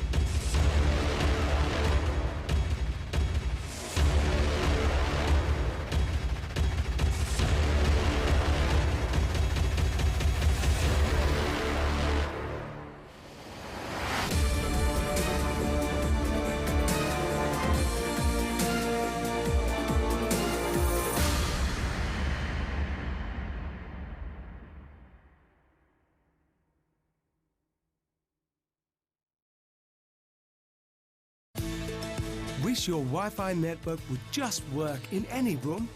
Our new Stellar Wi-Fi is AI assisted to give you the smoothest, fastest possible Wi-Fi throughout your home. Stellar Wi-Fi, assisted by AI, exclusive to Melita. Find out more in-store or online.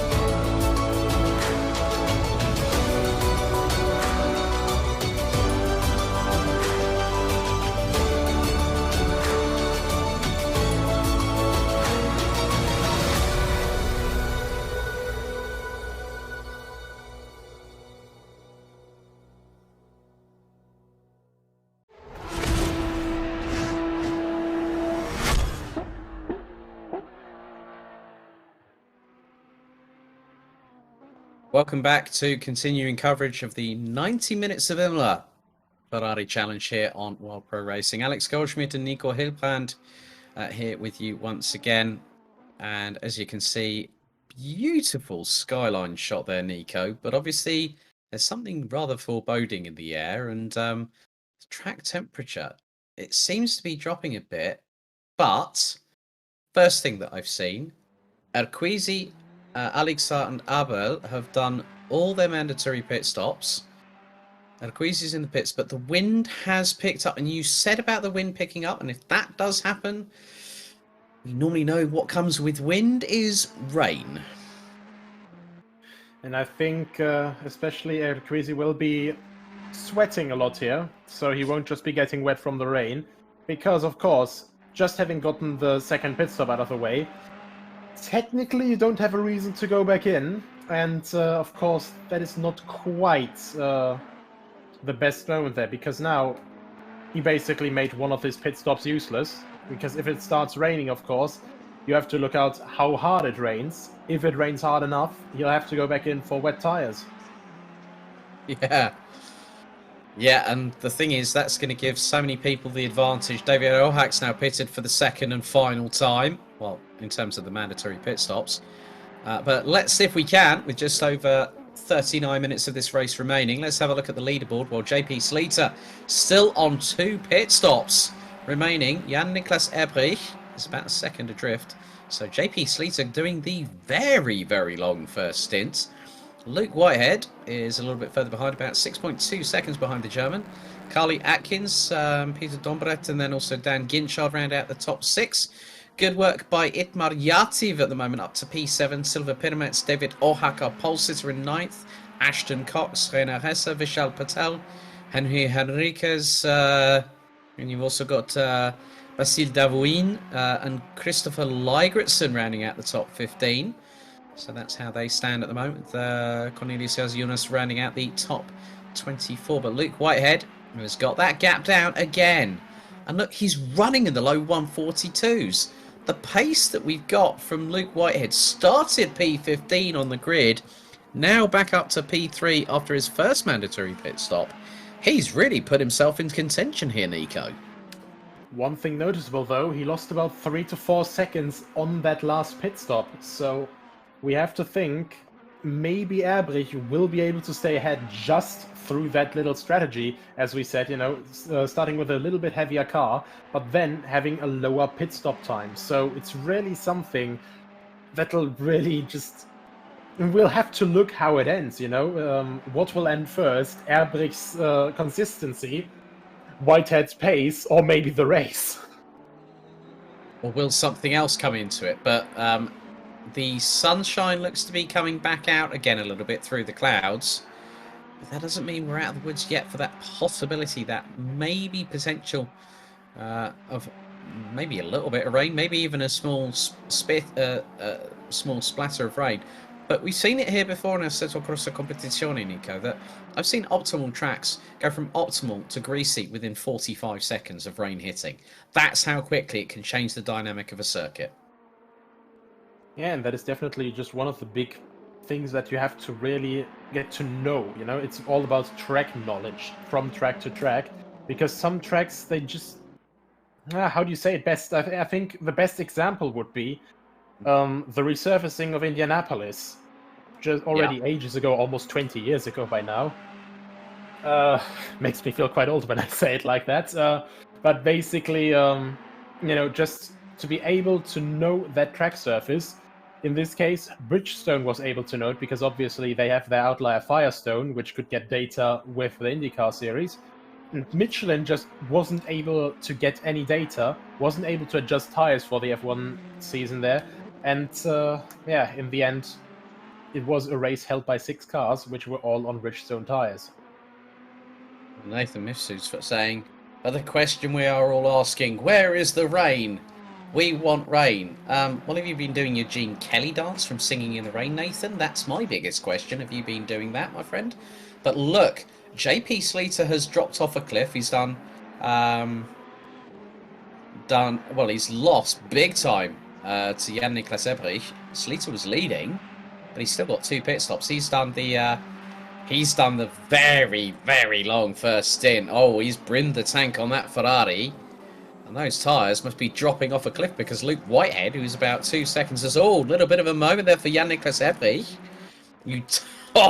Nico, you said about his consistency. I think he just dropped the ball ever so slightly there at Rivatsa, but he's kept ahead. You know, we know that Jan-Niklas Ebrich is no slouch at all. He's a multi-time, class casual race fixer here on ACC. That's nearly 3. JP Sleater got mugged by Luke Whitehead, who outbraked himself going through Tamburello. That was a slight track advantage, I think, but it just showed how committed Luke Whitehead was trying to get through there. And Carly Atkins was the one that was hung around the outside, and then Peter Dombret is a little bit further behind now. But yeah, that was the rain chants are starting to come in on the chat. Oh dear, that sounds ominous. But look, the wind speed has picked up. That chanting seems to have helped in some respect because the track temperatures dropped from, what was it? It's now a total of 7 degrees over the last hour and 25.5 minutes. And the wind speed has picked up, Nico. It's now 11 kph, which is around about, 7 miles an hour.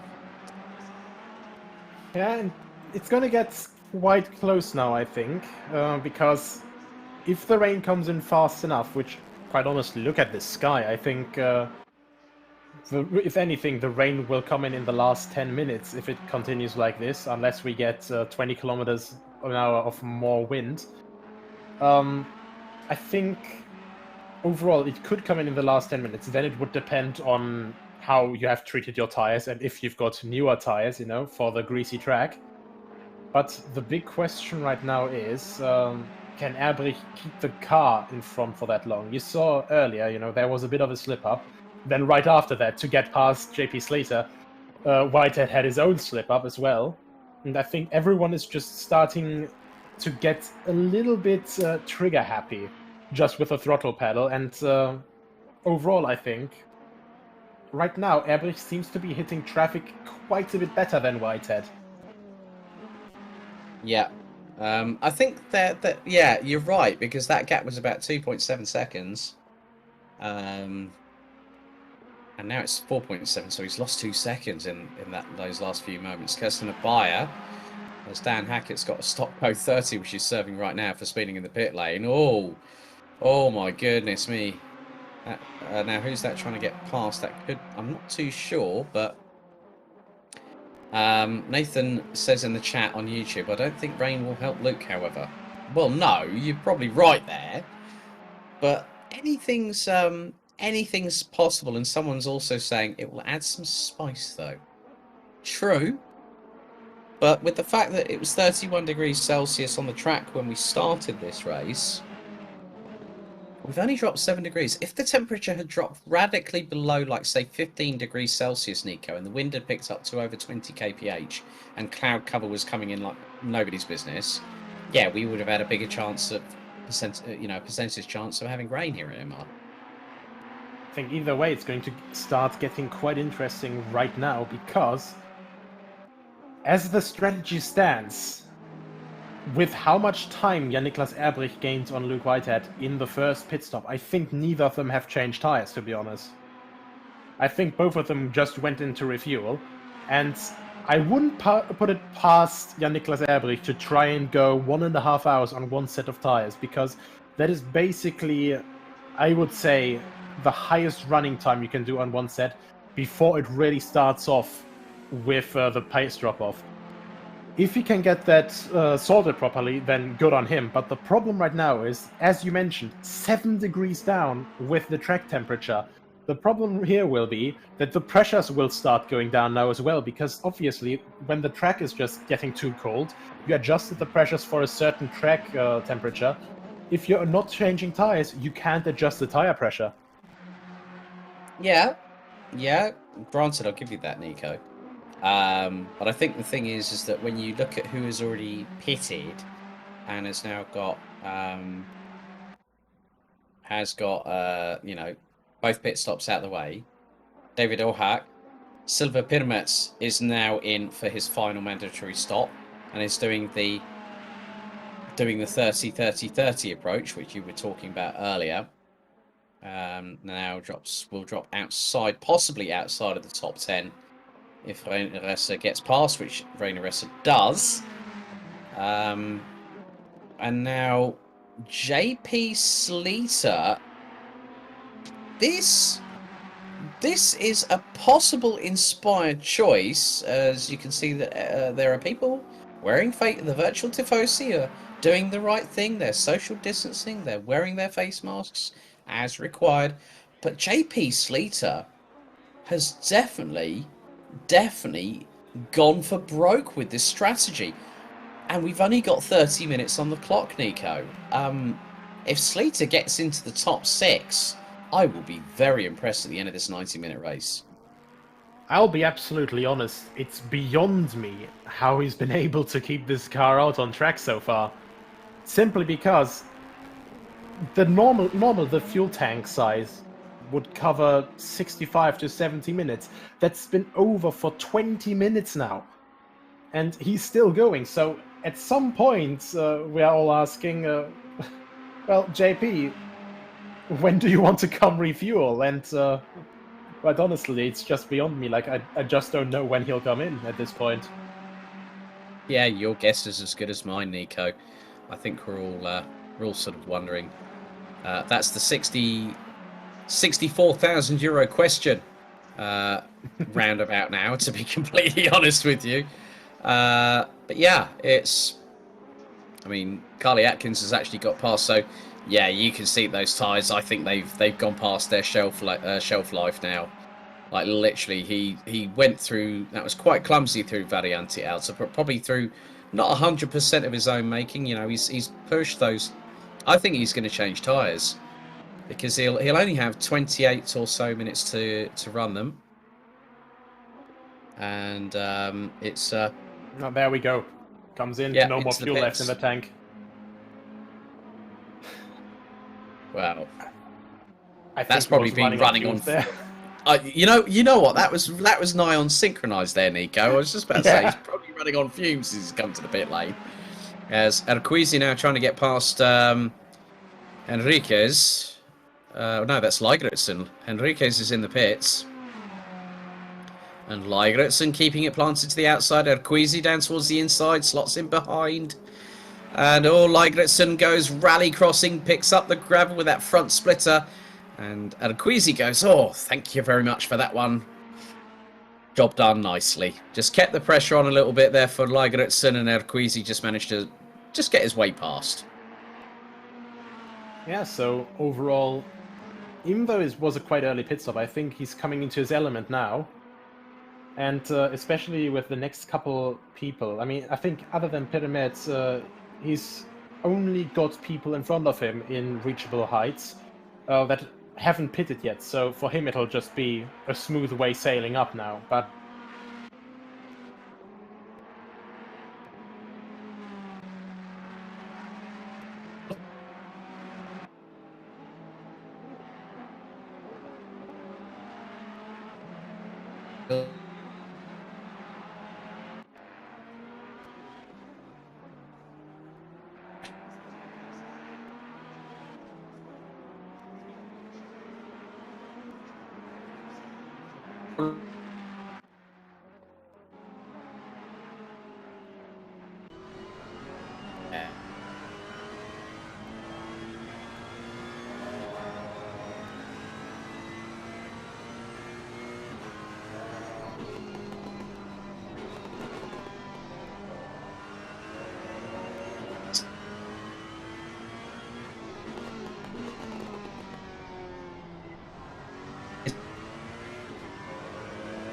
go 30 for speeding in the pit lane. So that'll be his top 6 finish, thrown to the crocodiles on that one.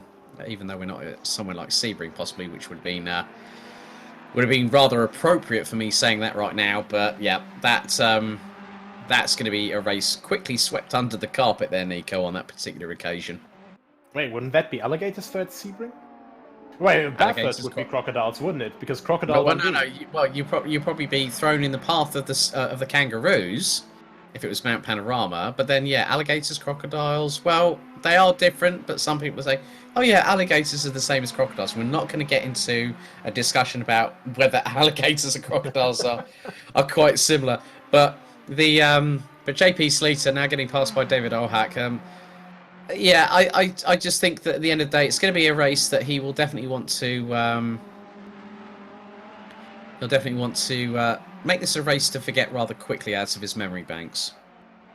Well, I mean, with his fuel economy, definitely something to remember. But sadly, of course, with this stop and go 30, it shows that it only takes just a 1 meter of misjudgment while breaking into this, because, well, once you have this incredibly long pit lane here at Imola. Of course, it only goes straight instead of having like a couple other pit lanes, which also have some fun little curves and chicanes in there.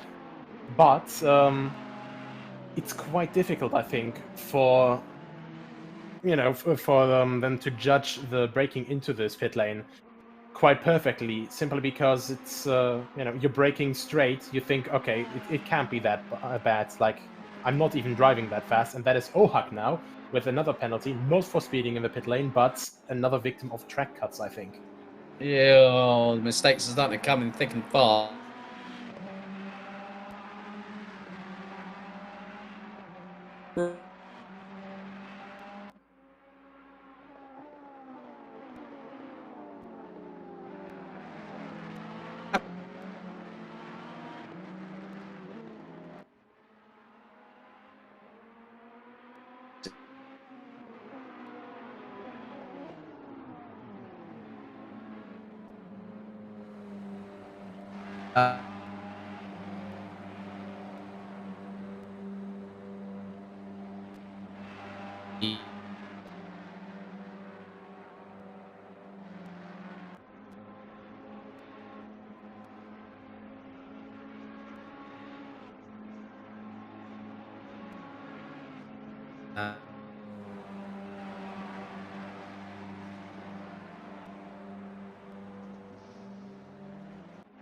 But this is where it all counts. Luke Whitehead pits for his final stop. So that releases Carly Atkins, who is now 12.6 seconds behind Jan-Niklas Ebrich.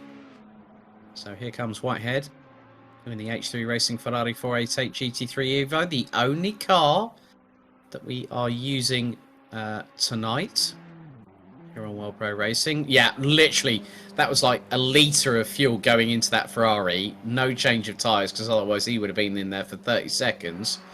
And that would have cost him the possibility of a chance at the victory. As Peter Dombre coming under fire from... That is one of the... that is the number 3. That is Daniel Strumet. Just behind.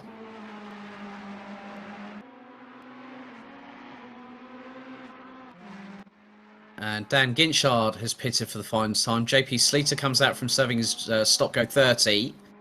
That drops him down to 14th position in the number 16. But also, the wind has picked up, Nico. It's not rain we've got. The sunshine is plentiful here for around the next 20 minutes or so. According to the the weather up the top right, saying for the sort of like the increments. Dan Ginchard now comes towards the exit of pit lane, so Ashton Coxon, Reina Hester and Vishal Patel will get ahead of the number 37 of Dan Ginchard. But that's a very interesting development now, because one of the other things the drivers are going to have to contend with is the glare coming through certain parts of this circuit, especially if you're going up any climbs or anything. And everyone's now saying that visiting the World Pro Racing facility is on my bucket list now that I know of it. You and everyone else, Luke Ward. So you're going to have sim racing trips to Malta for the World Pro Racing facilities. Yeah. Plus also, I've got a friend who actually lives in Malta. used to live in the Netherlands. He's now moved over to Malta, and he resides over there. So I might have to pay him a visit as well when I get a chance. Got killed two birds with one stone. There you go. Carly Atkins now in the pits for the final time, as one of the cars just getting out of the way of Jan-Niklas Ebrich, who just exited Aqua Minerales. There is Carly Atkins. Luke Whitehead now is 4.2 seconds behind Peter Dombre from Belgium, who both he and Jan-Niklas Ebrich have both yet to make their final pit stops, and we've got just over 20 minutes of the race remaining. So the top 20 is as follows. Jan-Niklas Ebrich leads ahead of Peter Dombre, Luke Whitehead, Carly Atkins, Ashton Cox, Reiner Hesse, Vishal Patel, Daniel Ginchard, David Orhak. Then we've got Erquizi, Pirmets, Yatif, Stremer, Sleater, and Henriks. So, yeah, rather interesting, because now that makes it 5 out of the top 7 that have yet to make their final pit stop. And then you've also got Stremer, Sleater. So that's 9 drivers out of the top 14. Quite a big percentage ratio of people that have elected to not go all there. So I think, Nico, shall we head over to the adjudication room and you have a quick catch up with George Muscat, our race steward, working alongside Adrian Figallo? Yeah, I think that would be a pretty good idea. Right, so in any second we should be able to move over there. There we are. Right, so George, overall, how has the race been going, just penalty-wise, and how has the workload been for you guys? It's quite an interesting race. Drivers were obeying Adrian what he said in the briefing, so it was quite good race in that aspect of work of adjudicating some incidents and giving penalties to the drivers. Yeah, overall we had not too many penalties from you stewards today, but of course a few eyes on a couple certain drivers there. Otherwise, just can you tell us a bit about the adjudication room as well? Just how did you completely just hook all of that up in there? Just how is it completely just working over there? Because of course, have a lot of different software there. I think that's at least 7 screens that I see through the picture. Yeah, there is 4 big ones and like 6 small ones. So, but obviously we everyone have his station here with 1 big screen and 2 small ones, and then you flip over the pages to see all the information that has been sending to us, and obviously the communication by will be giving to you from us with the investigations that's been taking out. So that's about it. Still quite an impressive setup. Alex, do you have a couple of questions as well still? No, I think you've really done it, George. Brilliant job as always, my friend, and we wish you and Adrian all the very best for the remainder of the race. Thanks, and hope to see you here soon. Huh? Definitely looking forward to it. We'll get that sorted once this pandemic's over and done with, and we've all been vaccinated. Take care, guys. Plenty of room for you here. That's what we like to hear. So 16 minutes and 50 seconds still to go. Jan-Niklas Ebrich and Peter Dombre still not having made their final pit stop. They're leaving it close. I think a bit too close for comfort here, Nico. Yeah, I think overall, to be honest, in Jan-Niklas Ebrich's case, I think it's not really a bad call. We saw how much range that Ferrari can have in the case of JP Slater, but who's actually also just completed his last pit stop. But I think, if I'm correct with my guess, and judging from that we saw him well, there we saw Jan Niklas just go into the gravel one more time, just at the bottom cutout while we were having our talk with George. I think Jan Niklas is still rather heavy on the way, so he can literally just take 1 liter and just be on his way after that. So effectively do a Luke Whitehead. Yes. But Luke Whitehead is not that far off of Peter Dombré this time. Look, it's 1.7. Look, he can see him. He now knows it's very much game on for not. I think we know what Luke Whitehead's like. Once he gets the bit between his teeth, he will gun for that victory. Gap was 1.7. It's now 1.4, or just under 1.5. You can tell that Luke Whitehead, look at the amount of slight adjustments on that steering wheel of that Ferrari. Now, Luke Whitehead is doing the absolute finite adjustments on that steering wheel. Look, slight corrections here and there just to help the car be guided into the right position. And just literally on the brakes there, nailed it perfectly through Acqua Minerale. Dombré's got a sense. I think Dombré's probably going to do one or two things. He's either going to get out of the way of Whitehead or out on track, or he's going to have to do the other thing, which is pull it into the pits because he's got 14.5 minutes to do it. And Ebrich, the key point is when is Jan Niklas Ebrich going to blink and put it into the pits? Well, not quite yet because he's on lap number 44 of this race. So it's going to be quite interesting here, Nico, to see how long it is. It's not if, it's when Jan Niklas Ebrich comes into the pits, because we've covered over 130 miles. 132 miles in this race so far, with just under 14 minutes to go. I mean, Jan Niklas Ebrich and Luke Whitehead have been absolutely putting in the laps here, haven't they? Absolutely, and I think if it comes down to it, I mean, Luke definitely with amazing pace, just, not just one lap pace, but throughout the entire race. I mean, his fastest lap now 1:41.7, and that's basically faster than a lot of guys did in qualifying. But I think it's really just the thing here is, once again, Luke has to find his way past someone who still has one more pit stop than him to go.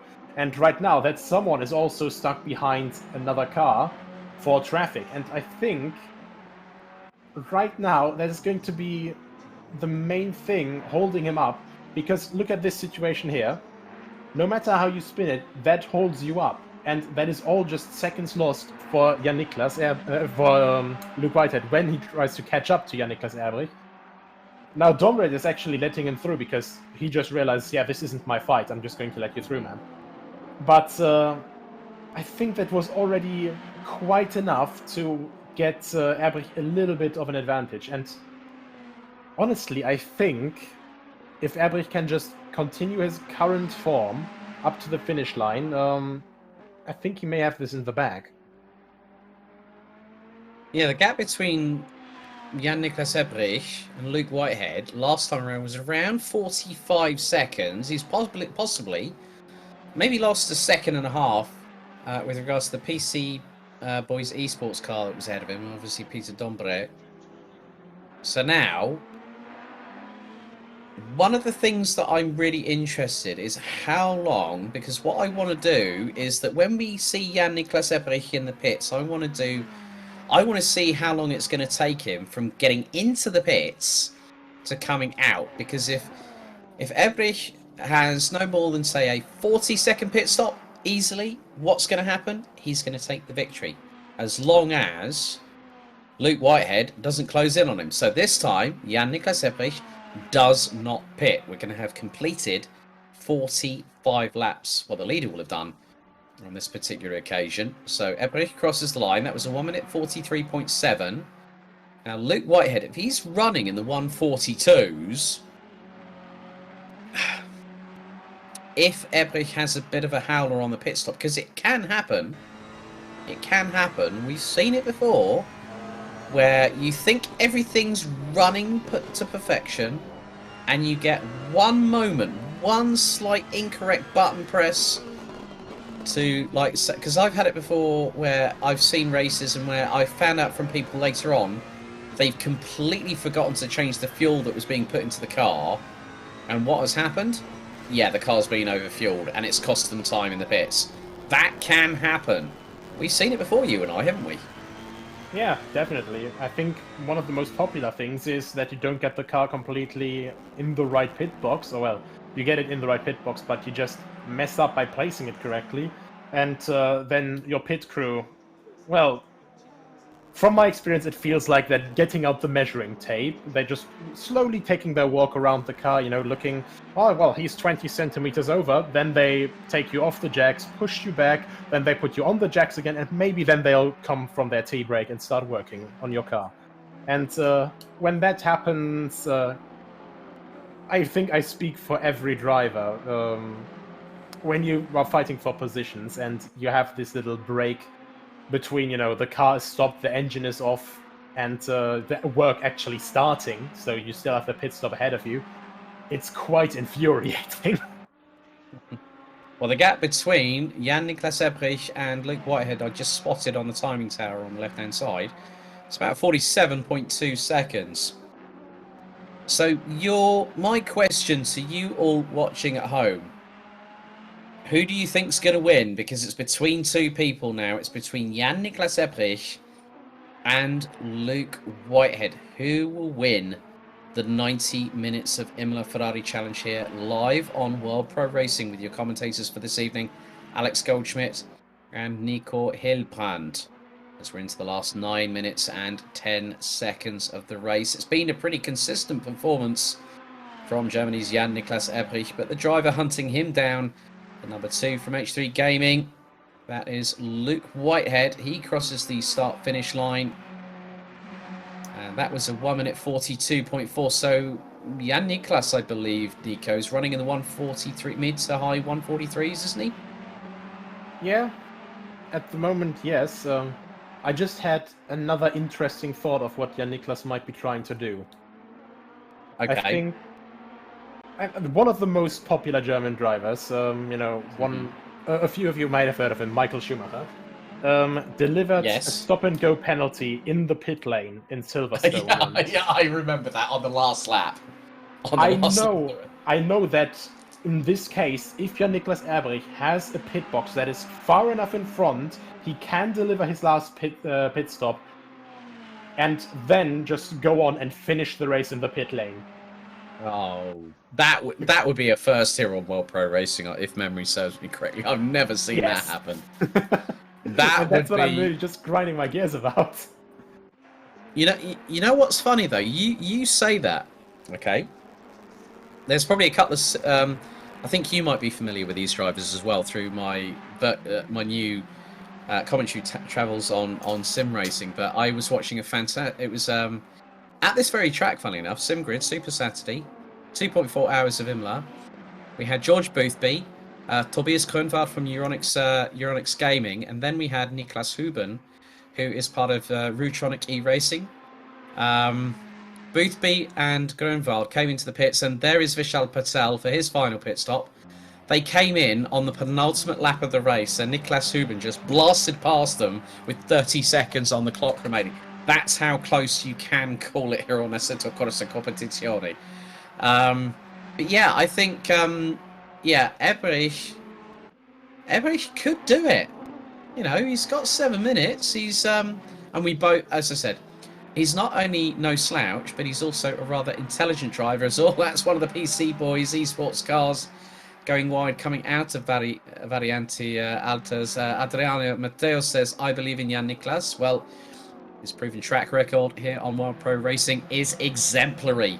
As he gets a bit of a compromise there going through the second half of Rivazza. But Jan-Niklas Ebrich still keeping that Ferrari out. But there's a couple of other situations that we could factor into here, Nico. And one of the other things is that if Jan-Niklas Ebrich has to start lifting and coasting towards the end of the race, that's one thing. But then the other the back marker traffic. He didn't need that moment there. That's probably cost him at least a second to Luke Whitehead going through Rivazza. He won't get flustered. We know that because Jan Niklas is a very, very cool cucumber when it comes to those kind of pressure cooker situations, as Hugo Henriquez goes, he mows the gravel with that front splitter of that Ferrari. And that was going through the exit of Tamburello. All three abreast, nearly just behind. Oh, my goodness me. And that has got Erquizi, Ohak, I believe, there too. Ashton Cox is up now to P8. Idmariativ, Silva Pirmets rounding out the top 10. Vishal Patel gets a stop go 30 for speeding in the pits. Oh my goodness. Vishal Patel could have been on for a top 10 finish there. David Ohak and Arquizi still battling away, going through Piratella, now into the double right at Acqua Minerale. Looking rather close there. Rather close. That was a good bit of anticipation on the brakes there from David Ohak there, Nico. Yeah, definitely. And I was actually grinding my teeth there for a moment because I thought for a moment, because of his little, not even a weave, a wiggle of Arquizi, I thought that he would slow down more and Ohak would rear-end him, but both of them reacted exemplary there. And it's less than 5 minutes to go. I'm actually wondering if I may be correct with my guess. Well, I think the two words you'll have to scream at the top of your lungs when this race is over is "Mamma Mia," when you realise it has happened, because Jan Niklas Ebrich, you talked about consistency. That's exactly what Jan Niklas Ebrich has done. He has been ultra consistent. We've seen consistency from other German drivers that have raced here. As Hugo Henriquez, again, that's rather messy coming out of Tamburello. But, Yannick Worf, Josef Dobes, drivers that have competed with us again before here. As look at this gaggle here. Oh, Dan Ginchard trying to close down on Carly Atkins. And look, that's a four-way Ferrari scrap. Trying to go through. Now, this is with a couple of back markers there. Ligritson, I believe, is in the middle of this. Patel serving his drive-through penalty as Ginchard goes around the outside of one of the back markers, going through the entry into Tamburello. Oh, no, that wasn't Tamburello. That was more, you can just see, well, there's Carly Atkins. So Ginchard, a car behind. That's through Villeneuve. So, yeah. 180 seconds still to go in this race. Jan Niklas Ebrich now on lap number 50. As we get the obligatory drone shot. He still isn't going into the pits. Nico, I think your premonition has been answered, my friend. My goodness me. If Jan Niklas Ebrich puts that in the pits. But the biggest thing is, I want to see how far away Luke Whitehead is. Has he made up time? If we can go to that leaderboard rather briefly, that would be perfect just to give an idea. Well, it doesn't show it there on the interval there. Yeah, I think overall that means he's over a sector behind right now, which makes sense because, as I said, the Imola pit lane, it's humongous.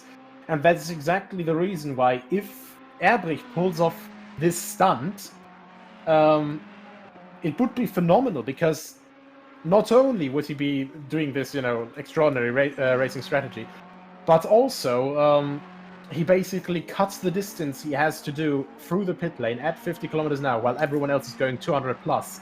Keep in mind, he cuts that distance in half. You know what the funny thing is?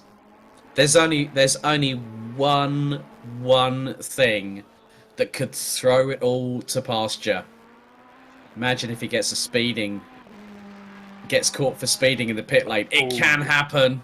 That's the only problem with that plan. That's the only thing. Yeah, that could really, because then the stop go 30 would be applied post-race, and then it would be Luke Whitehead that takes the victory. So, Jan Niklas Ebrich, what is he going to do? Oh, he pulls into the pits. Now. He's gone in the pits. He's gone in the pits on the penultimate lap. Okay, right, Luke Whitehead. He's now coming through Acqua Minerale. So, this is where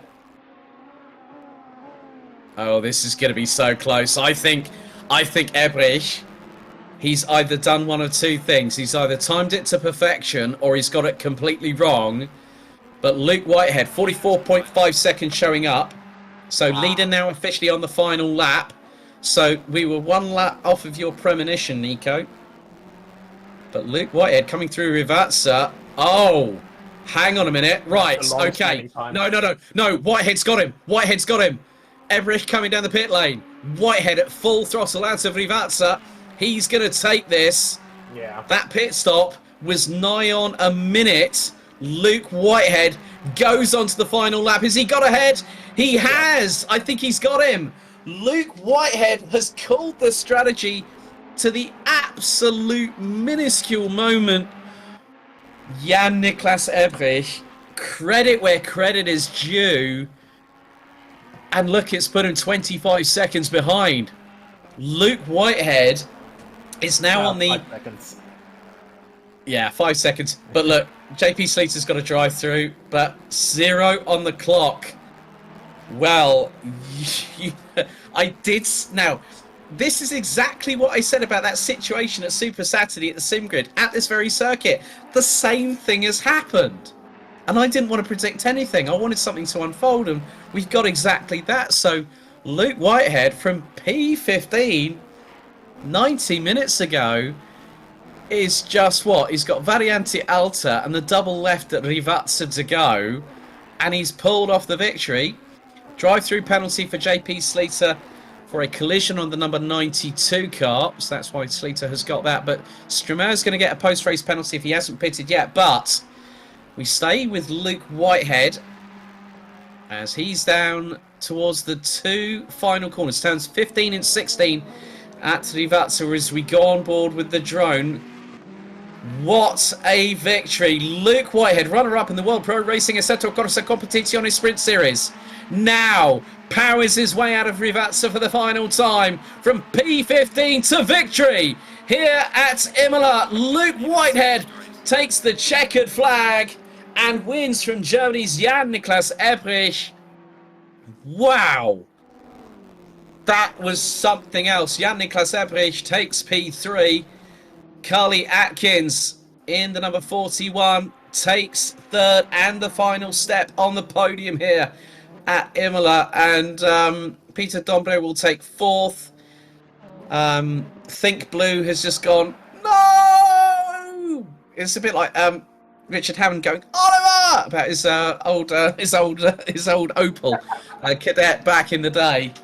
But what a drive. Luke Whitehead is your winner of the 90 minutes of Imola Ferrari challenge. And so there was only one Cavallino Rampante that won, and it was the number 2 of H3 Racing's Luke Whitehead. And look at that show of sportsmanship from Germany's Jan-Niklas Ebrich. I think he knew that the game was afoot, and yeah, I think if he pitted, maybe... You know, because the one thing that I can actually understand here, if Jan-Niklas, you said it was a very long pit lane, but Jan-Niklas spent a bit too much time in that pit. I think that overfueling thing might have happened.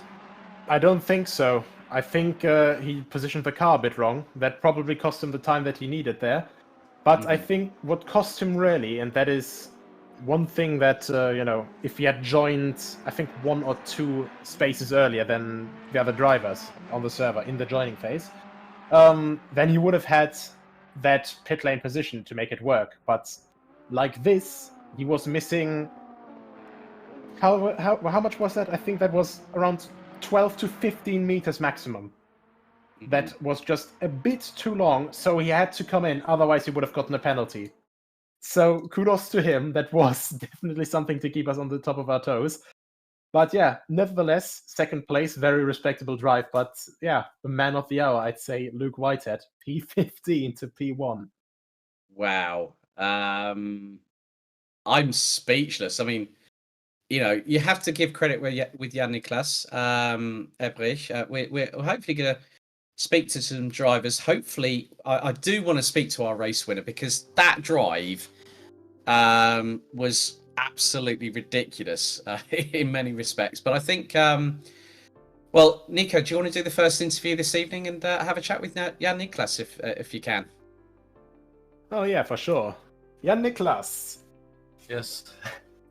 Well, honestly, if it had been for an earlier pit lane position, you would have tried to go for that last lap stop, wouldn't you? Yeah, my pit stop was bad because I didn't practice it, and I didn't know how to stop with the Ferrari. So I lost, I think, like 3 seconds per pit stop there. So maybe that would have changed something. But yeah, Whitehead was too fast. I didn't know what he was doing in qualifying. Maybe he was a bit joking because he was way too fast. He would have gotten pole easily with maybe a crazy 2. Yeah, it was a hard race. Yeah, for sure. But, nevertheless, we saw you constantly just keep a calm head through traffic, and as well, even through the pit stops, you gained on Luke from time to time. But yeah, really just keeping all of us on our top of our toes the entire time. And yeah, any shoutouts you want to do? I want to shout out everyone who's watching. Righto, then back to you, Alex. Okay, thank you, Jan Niklas. Let's go to our race victor. P15 in qualifying, but at the end of it all, Luke Whitehead. That was a stellar drive. Our victor here at the 90 minutes of Imola. Well done, mate. Congratulations this evening. What a drive. Thank you very much, mate. Thank you. I'm ecstatic. I'm so happy. Now, obviously, you've been doing a lot of work elsewhere. I understand that you've qualified for the SimGrid Sprint Cup Season 3 in the top split. So, firstly, congratulations on that. I know you've been asking people what car am I going to choose for it, but what happened in qualifying is my biggest question, because we normally see you at the sharp end of the grid. Yeah, so me obviously, and Hamada Akizi, who's my teammate, we both obviously did the SimGrid Sprint Cup. We both qualified for that. And in the race, we were fastest in practice by quite a long way. So he said to me, do you know what? Should we have a bit of fun and start from the back? And I was kind of like, not right from the back. We'll start P15. And we basically both started 14th and 15th. I got my sandbagging technique perfect, separated us two by 200ths. At the start, got through to 10th within 1 lap, and then kind of just, was really fast. Like my pace surprised myself, to be honest. Like I was on 83 litres of fuel, and I was similar pace to Hamada, who was on 55 litres of fuel. So the pace on heavy fuel was incredible. Like I was really shocked. And then obviously we came in, I actually stalled in the pit box on the first stop. That's why I came out so far behind. I couldn't start my car in first gear. So it was basically just, it wasn't starting, and I lost probably about 7-8 seconds in that, which is frustrating. But, I worked hard, and, a couple of back markers, a couple of them purposefully crashed into me. I won't say any more than that. But, we got muscled off the track a couple of times by blue flag runners, which obviously set me back quite a bit. I think I lost 4, 5, 6 seconds in total with that, but it didn't seem to matter in the end. I'm baffled, really. I was hoping for a podium, because I know obviously Urbik was very fast in qualifying, and Hack as well was very quick in quali. So, yeah, I'm really happy. I couldn't be happier at all. Yeah, I mean, David O'Hack had problems in this race. I think he'd had a stop go 30 in the pit lane. But the last question I've got, Luke, your start, like literally everyone was squabbling for the scraps over the table, and you were just like, you were taking their prisoners, especially going through Tosa and into Piratella. You were on fire, and like myself and Nico, we were just like thinking, this guy's definitely had his ready brek this morning. Yeah, I mean, I decided to start from the back because it's good practice in case I have a bad quality at SimGrid. And I've actually done in open lobbies, I do quite a lot of open lobbies, and I always start from the back. And in karting, I was always good when I started from the back, and I'm glad to see it's carried over. Because, everyone else was crashing, and I kind of didn't. I avoided everything somehow. I think I had a couple of close shaves with people spinning and me having to take to the grass. But, yeah, I'm ecstatic. I'm so happy. And it's great to get some momentum after obviously qualifying for the SimGrid Sprint Cup. Doing really well here, being really fast. Me and Hamada as well. I think if he hadn't got his stop go, I think we would have got a 1-2. Which is a shame, really, for him, but you know, his pace was really good. So, you know, it's a great testament to the H3 guys. You know, we've worked so hard, and it seems to have paid off, which is brilliant. Any shout outs to sponsors? Obviously, you've mentioned H3 Racing, who you're aligned with, and that's who you're going to be racing with at the top split for Sprint Cup Season 3. Any sponsors that you'd like to give a shout out to, Luke? Yeah, well, I'd like to say a massive thank you again to H3 and to Red One Garage. He does setups, and his setups are awesome. I'd like to say a massive thank you to the guys at Sherwood Restoration and Renville. For just, you know, for tagging along with me. Obviously, it's difficult in today's, you know, circumstances to work together, but, you know, they're hanging in there, and it's really great to have them alongside me. Also, the Car Crowd UK, brilliant to have those guys tagging along as well. And my manager, Robert Wotherston, he's been awesome the last few days, just getting me into championships, you know, finding championships that I should do, getting me into contact with other people. And it's been brilliant. Thanks to Dad as well, who's still sitting next to me. Was angry at the blue flag runners, a bit too angry at times, but you know, he's awesome. So yeah, massive thank you to everyone who's watching at home as well. I hope you enjoyed that race. Brilliant. Well, we did here in commentary. Luke Whitehead, congratulations for tonight. Thank you very much. Thank you. Our last interview, Nico, I'll hand back over to you with regards to Carly Atkins. Callie, third place, therefore highest ranking PC boy this evening. How are you doing, man? Yes, good race. I just messed up quali using 6 hold it, but a mistake. Going into the first lap, got second, tried to get first, but just couldn't, and struggled a bit for pace because we overfueled a bit and just got mugged from behind by everyone really. Stayed fourth, saw Whitehead pass. I tried to keep up with him, which I did for a bit, managed to get back up to P3 and just stayed there for the rest of the race. Yeah, so anyway, just still, you know, very good pace overall, and of course with all the changing temperature on track as well, can't have been an easy feat. And we heard that so often now, the SimGrid Sprint Cup, I think you've also qualified for top split there, haven't you? Yeah, I qualied P6 with my teammate Daniel Gunchard. So, going to be seeing a couple of battles between you drivers here as well, not just here at World Pro Racing, but also then at the SimGrid. And yeah, any shout-outs you want to make? I'd like to say well done to the top 2 finishers. They drove an amazing race.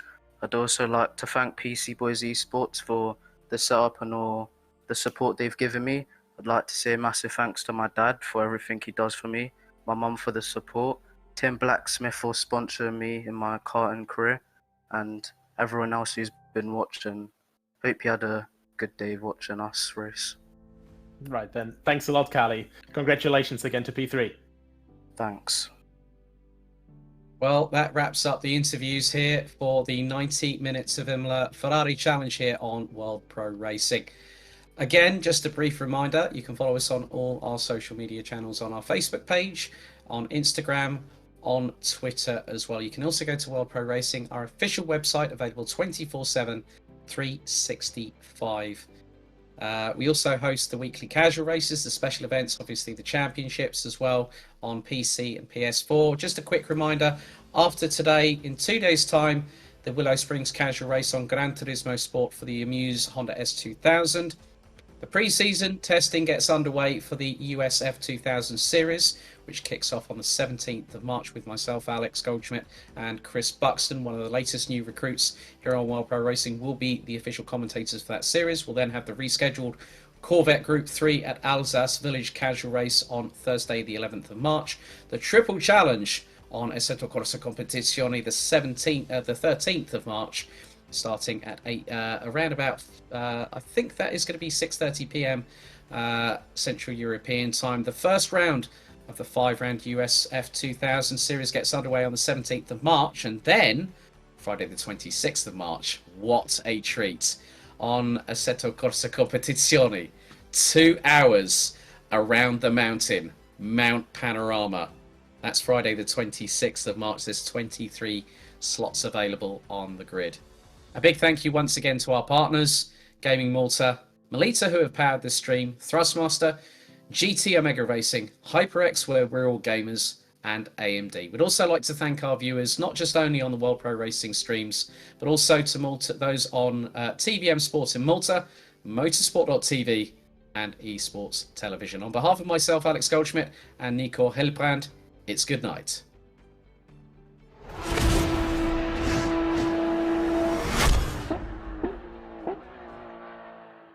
This stream is powered by Melita, using Melita Gigapower Internet.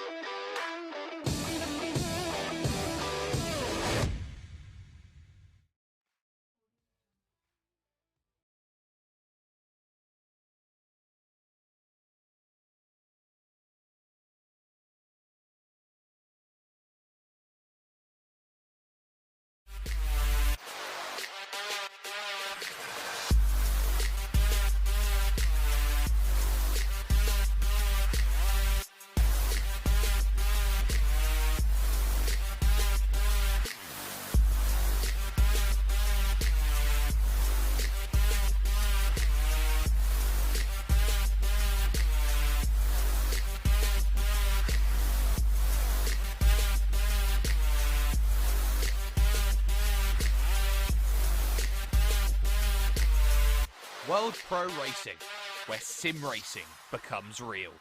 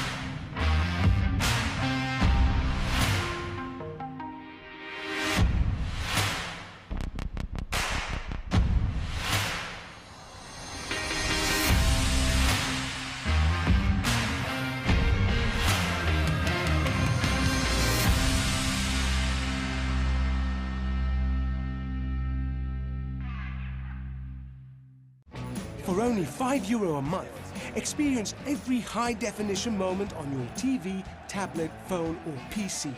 Great teams, great moments, and so much more. TSN from Melita is your ticket to stay in the game. Visit melita.com/sports.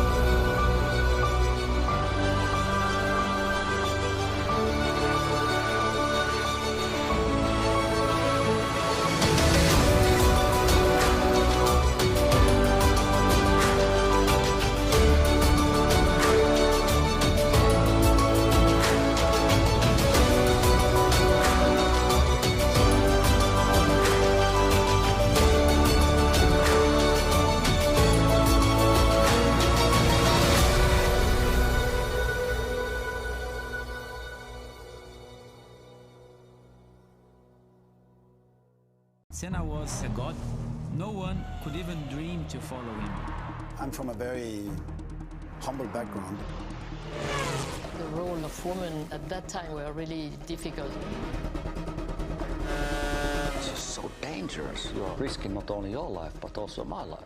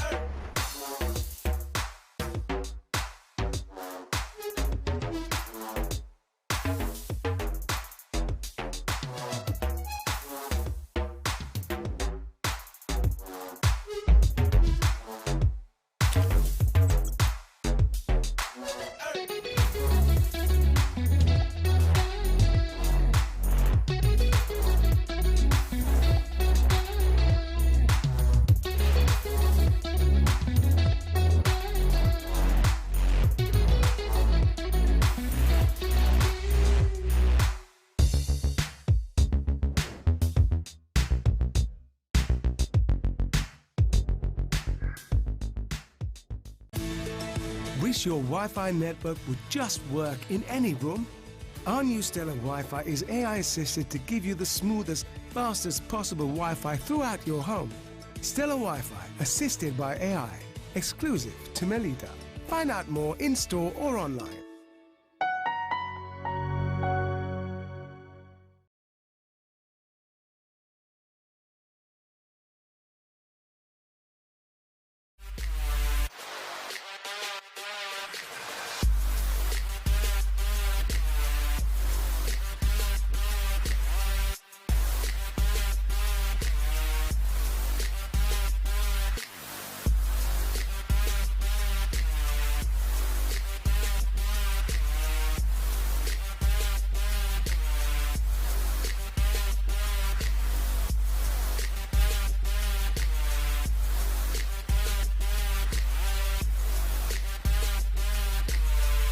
World Pro Racing, where sim racing becomes real.